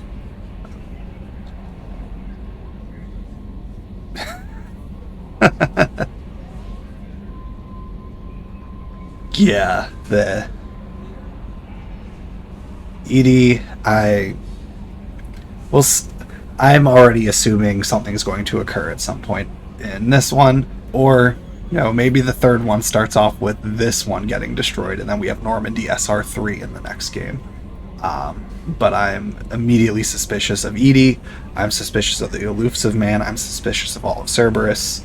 I'm also suspicious of the Alliance with how they clearly tried to do something to slander or distance themselves from Shepard after they believe she passed away. So, not sure who to trust right now in this game. The Systems Alliance UT-47 drop shuttle landing craft holds 12 soldiers in a cramped, uncomfortable cargo bay and 2 more in the cockpit. Officially named the Kodiak, the drop shuttle is better known to Alliance Marines as the Combat Cockroach due to its appearance and durability. The vehicle's robust environmental sealant technology exposes few vulnerable parts to the elements. First tested in the sulfuric acid clouds and extreme temperatures of Venus, the Kodiak can land in hard vacuum, high pressure, and temperatures from near absolute zero to over 900 degrees Celsius. A true contragravitic vehicle, the Kodiak's substantial Element Zero core allows flight by entirely countering the vehicle's mass. Its small thrusters are for directional control only. So if the mass effect field fails, the vehicle becomes a proverbial 3 million credit coffin. The unarmed shuttle forgoes weaponry space for active masking, electronic countermeasures, and a robust kinetic barrier system, ideal for dropping troops undetected. I've not watched The Expanse. I remember seeing commercials for it, in the sense that I remember the name being mentioned in commercials. I don't remember what network or streaming service it was on, but I haven't seen it yet. Biotics is the ability of rare individuals to manipulate dark energy and create mass effect fields through the use of electrical impulses from the brain. Intense training and surgically implanted amplifiers are necessary for a biotic to produce mass effect fields powerful enough for practical use. The relative strength of biotic abilities varies greatly among species and with each individual. There are 3 branches of biotics. Telekinesis uses mass-lowering fields to levitate or impel objects. Mass-raising kinetic fields are used to block or pin objects. Spatial distortion uses rapidly shifting mass fields to shred objects. Most organic species are capable of developing biotic abilities, though there are risks involved. Biotics are the result of an in utero exposure to Element Zero. This usually causes fatal cancers in the victim, but in rare cases, it coalesces into nodules within the fetus's developing nervous system. Next one. When subjected to an electrical current, the rare material dubbed Element Zero, or EZO, emits a dark energy field that raises or lowers the mass of all objects within it. This mass effect is used in countless ways, from generating artificial gravity to manufacturing high-strength construction materials. It is most prominently used to enable faster-than-light space travel. EZO is generated when solid matter, such as a planet, is affected by the energy of a star going supernova. The material is common in the asteroid debris that orbits neutron stars and pulsars. These are dangerous places to mine, requiring extensive use of robotics, telepresence, and shielding to survive the incredible radiation from the dead star. Only a few major corporations can afford the setup costs required to work these primary sources. Humanity discovered refined Element Zero at the Prothean Research Station on Mars, allowing them to create mass effect fields and develop FTL travel. I love that, these are going in alphabetical order, but the way these ones are written also are effectively going chronologically, like biotics. They are a result of exposure to EZO. Oh, here's what EZO is, and it is the thing that allows for the mass effect to occur. By the way, here's what mass effect is. Here, and this one's probably going to say how it's used for mass relays. And like, oh, by the way, here's what a mass relay is. Element Zero can increase or decrease the mass of a volume of space-time when subjected to an electrical current. With a positive current, mass is increased. With a negative current, mass is decreased.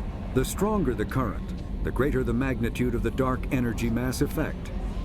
In space, low mass fields allow FTL travel and inexpensive surface-to-orbit transit. High mass fields create artificial gravity and push space debris away from vessels. In manufacturing, low mass fields permit the creation of evenly blended alloys, while high mass compaction creates dense, sturdy construction materials. The military makes extensive use of mobility-enhancing technologies, with Mass Effect utilizing fighting vehicles standard frontline issue in most military forces. Mass Effect fields are also essential in the creation of kinetic barriers or shields to protect against enemy fire. Relays. Mass relays are feats of Prothean engineering advanced far beyond the technology of any living species. They are enormous structures scattered throughout the stars and can create corridors of virtually mass-free space, allowing instantaneous transit between locations separated by years or even centuries of travel using conventional FTL drives. Primary mass relays can propel ships thousands of light years, often from one spiral arm of the galaxy to another. However, they have fixed one-to-one connections. A primary relay connects to one other primary relay and nowhere else. Secondary relays can only propel ships across a few hundred light years. However, they are omnidirectional.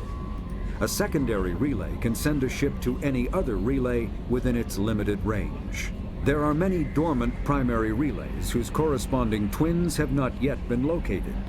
These are left inactive until their partner is charted, as established civilizations are unwilling to blindly open a passage that might connect them to a hostile species. Makes sense. Omni-tools are handheld devices that combine a computer microframe, sensor analysis pack, and manufacturing fabricator.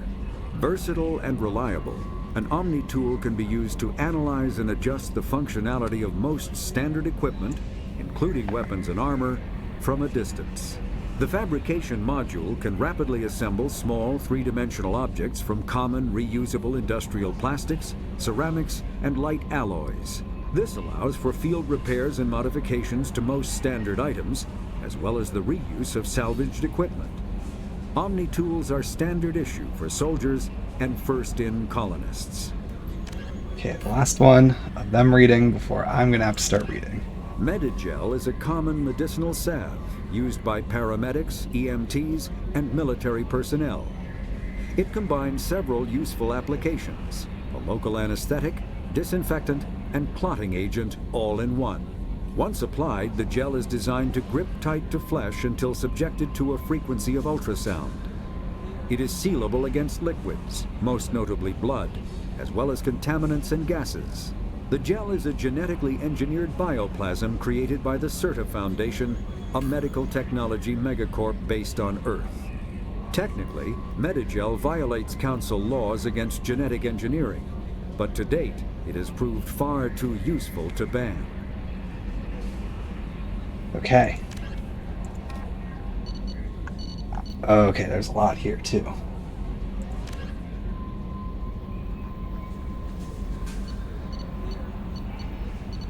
Okay, this does feel like a lot of the stuff from the previous games.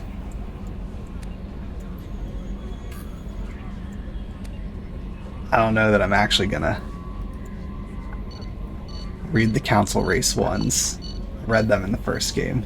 I don't see anything new jumping out to me with these ones. So that's a lot of stuff.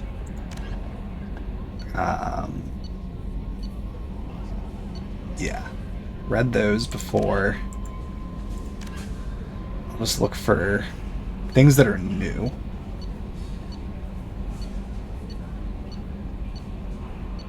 Or at least appear new to me.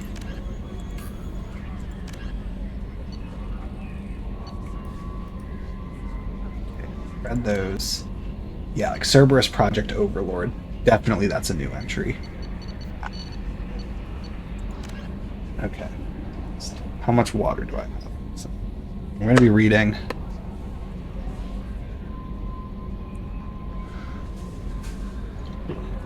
Yeah, agreed. Like I'm not going to take the time, like it would be a lot of reading to do to reread all these things that, you know, some of it I might not fully remember, like all the specific details of the biology of each one of them. I don't think it's gonna be that necessary I refresh all of that for myself right now, but I do want to make sure the new entries that we have so far, I read through those, and then it'll be easier as I'm going through, because everything that comes in now will be new. Okay, so Planet Ite. 2 beautiful moons, 1 spectacular ring, 0 neighbors, says a popular advertisement for this terminus system world. Ite is known for its sparsely settled population, despite being a garden planet with a colony nearly a century old. Blessed with a mild climate, wildlife no more dangerous than that on Earth, and soil and bacteria amenable to imported plants, Ite would appear to be an unexploited paradise. However, it is unpopular for 2 reasons. First and most obvious is that its moon, Litae, is in an unstable orbit that will lead to a planetary impact and an extinction level event within the next 2 centuries. Yeah, that's reasonable to not want to be there. As such, all investment in the planet is short-term, and the biggest business is selling off the local biota to the highest bidder. Second drawback is the level of violence on the planet. Like the rest of the Phoenix massing cluster, Ite was briefly considered part of Citadel space during its first wave of colonization. However, when the colony broke off to become an independent planet in 2133, the Council let the doomed planet go with less than a day of debate. Free from any real governing body, Ite's history has since been filled with wars between small frontier towns, city-states over its resources. The result is a dangerous world where the average citizen is expected to be self-reliant to the point of fending for themselves against cutthroat corporations, strong-armed militia groups, and even Geth incursions. Fighting is so frequent that the name of the planet itself has changed more than 11 times. In a sign of blunt indifference, standard Citadel maps refer to the world by the name given to it by human colonists in the latter half of the century. Okay. Citadel and Galactic Government. Yeah, read that. Is there anything new about the Council here? Okay. Foundations, Presidium, Serpent Nebula. Yeah, seen that stuff.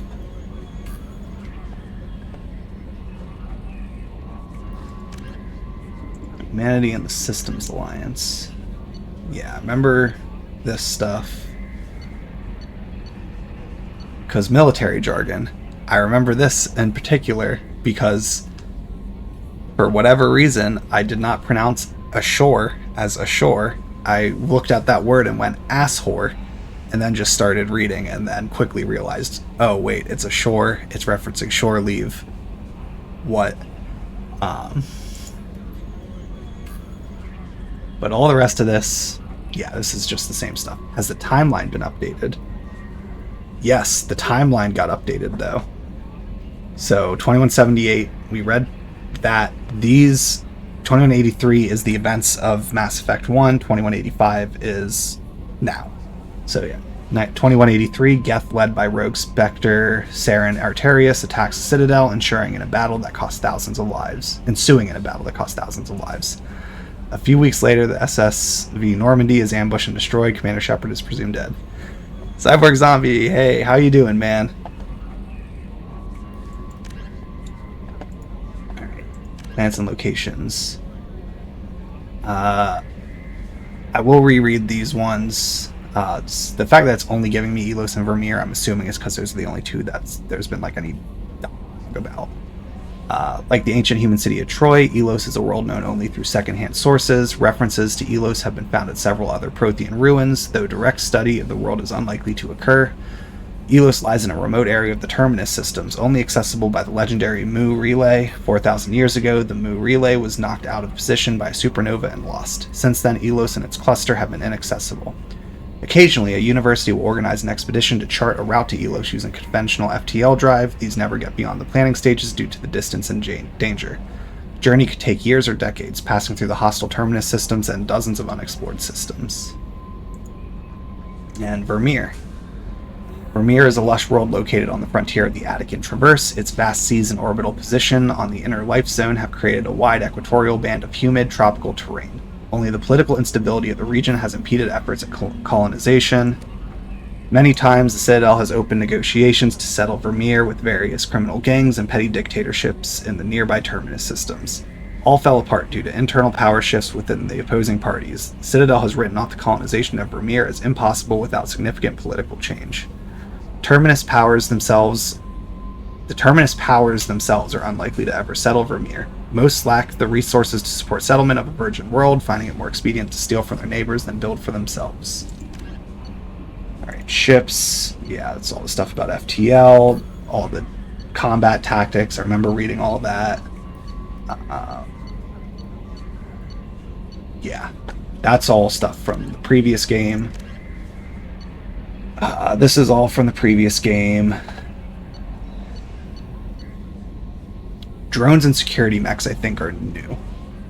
Drones might not be, but I'll read them both. Drones are small robots used to support and supplement organic soldiers on the battlefield. They have no artificial intelligence of any kind, but follow fixed, minimally adaptive programs. Most varieties employ Mass Effect levitation to improve mobility. All modern armies rely on veritable fleets of drones for routine soldiering, static garrisons, patrols, etc. The use of drones in non-critical duties keeps manpower needs down and reduces casualties in low-intensity conflicts. Less advanced races and cultures with less sensitivity to casualties have correspondingly fewer drones in their inventory. Drones are of little use in conventional open-field battles as they are poorly armed and armored. I'll finish this one, but this was from the previous game. In addition to combat drones, support drones are used to assist organic units in the field. Reconnaissance drones are small, stealthy craft that screen combat units in the field and warn commanders when enemies are spotted. Electronic warfare drones supplement battlefield technicians, serving as mobile jammers and ELINT, electronic intelligence gathering platforms. Military and civilian police utilize Dazzler drones, equipped with powerful strobe lights to disorient and subdue intruders using non-lethal force. Drone formations are officially referred to as wings, i.e. deploy the 4th Assault Drone Wing on the left flank. Common soldiers often refer to friendly formations as flocks and enemy formations as swarms. Security mechs.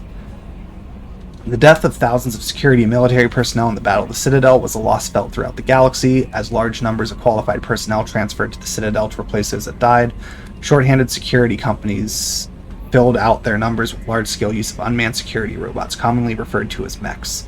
Security robots are typically grouped into light and heavy varieties. The light mechs come in a variety of sizes, but are easily distinguished by opposable digits that help in their versatile security roles. Heavy mechs lack digits and are simply weapon platforms intended to keep the peace in high-threat areas.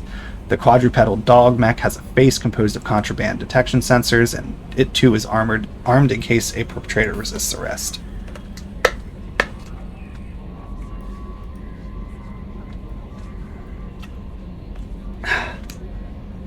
This is a good one that explains this, because when we wake up, there's robots everywhere, and I thought it was like, oh, the robots attacked. No, the robots are, because it's only been 2 years, so many lives were lost that there's just a vacuum there for them military-wise. So that's a really great way to kind of explain that and be like, that's why there's robots everywhere.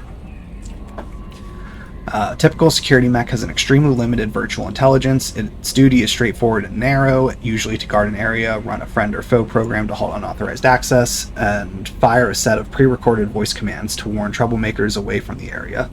Light security mechs are equipped with irritant sprays and electroshockers to force compliance, and heavy mechs may be outfitted with flashbang stunners for similar purposes. When facing an opponent armed with a firearm, any mech will immediately resort to lethal anti-personnel weapons to neutralize the threat. If the situation turns violent rapidly enough, it may not even use its warnings.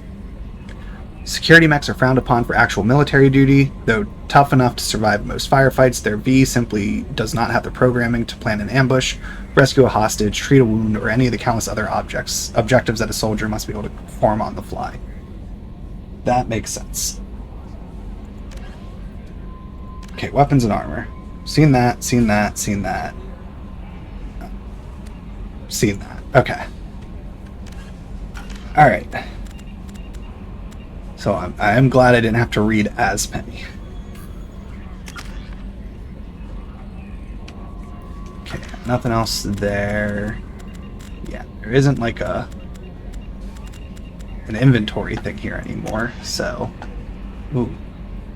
Nice map. Just make another save there. Commander, you've received a new message at your private terminal. We will open the map. We'll wait till next week. I think this is a good stopping point. We have a ton of missions. Right now I'm leaning towards going, if I can choose, I'm going to go to the Citadel before going to Omega. I kind of want to explore. I want to do a lot of exploring as well, but I feel like that's what I want to do first. So let me just switch back over like this. Okay. Well, it is awesome to be back in Mass Effect. Is my camera lagging? Yeah. So let's restart that first.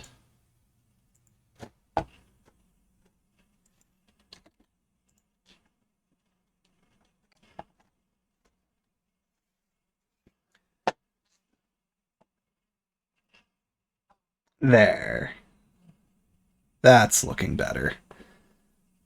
So yeah. Really happy to be back in this world. There's so much stuff already. Like, I feel like the first game you got through the tutorial and stuff and you got to go to your first planet and like that was that. This time it's like you got to talk to so many people and you got so many side quests just right off the bat. There's so much stuff to do. Just so many options for places to explore. I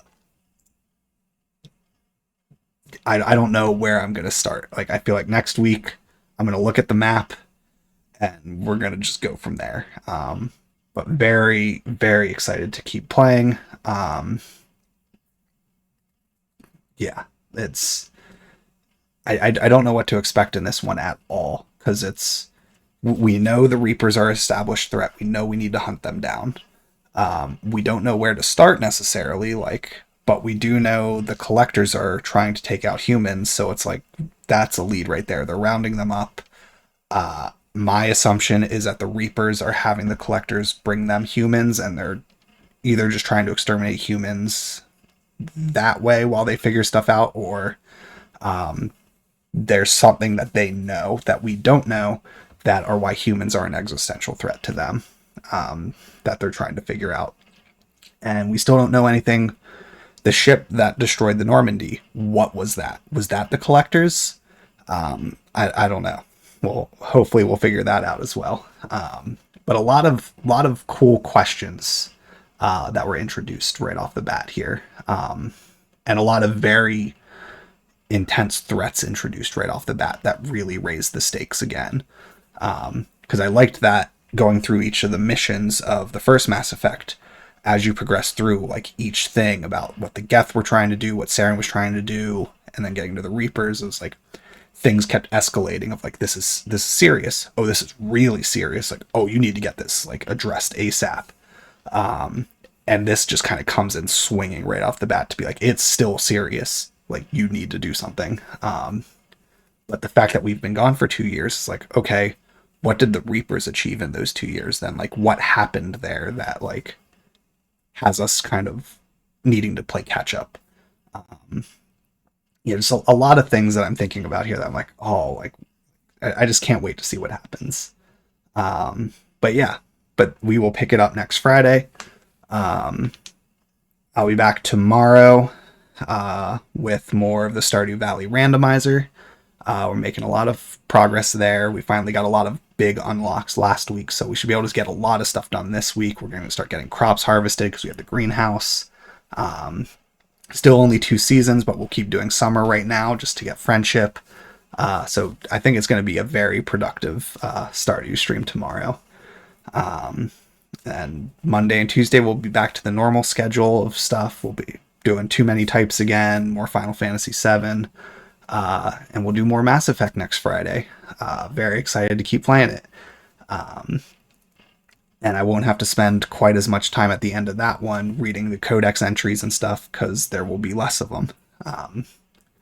I should have like kind of auto marked that as read at the start of this one once I got into things. Like, oh, I already read those ones, don't worry about it. So I would have been able to focus just the new ones, but oh well. But yeah, so far it seems like there's going to be a lot of new systems in this game as well for like progression and upgrades to unlock, which will be fun to get to kind of explore and experience. But yeah, all right, so we'll wrap up there. Appreciate everyone who tuned in. Hope you all had fun watching. I had so much fun playing. This whole series so far has just completely blown me away. I can't believe I waited so long to play it. But I can't wait to keep playing it. So it'll be a long week of waiting to next Friday, but it'll be fun to play again next week. So yeah, hope you all have a good rest of your evening. Hope you all have a good weekend, and I will catch you all in the next stream. So I'll see you all later.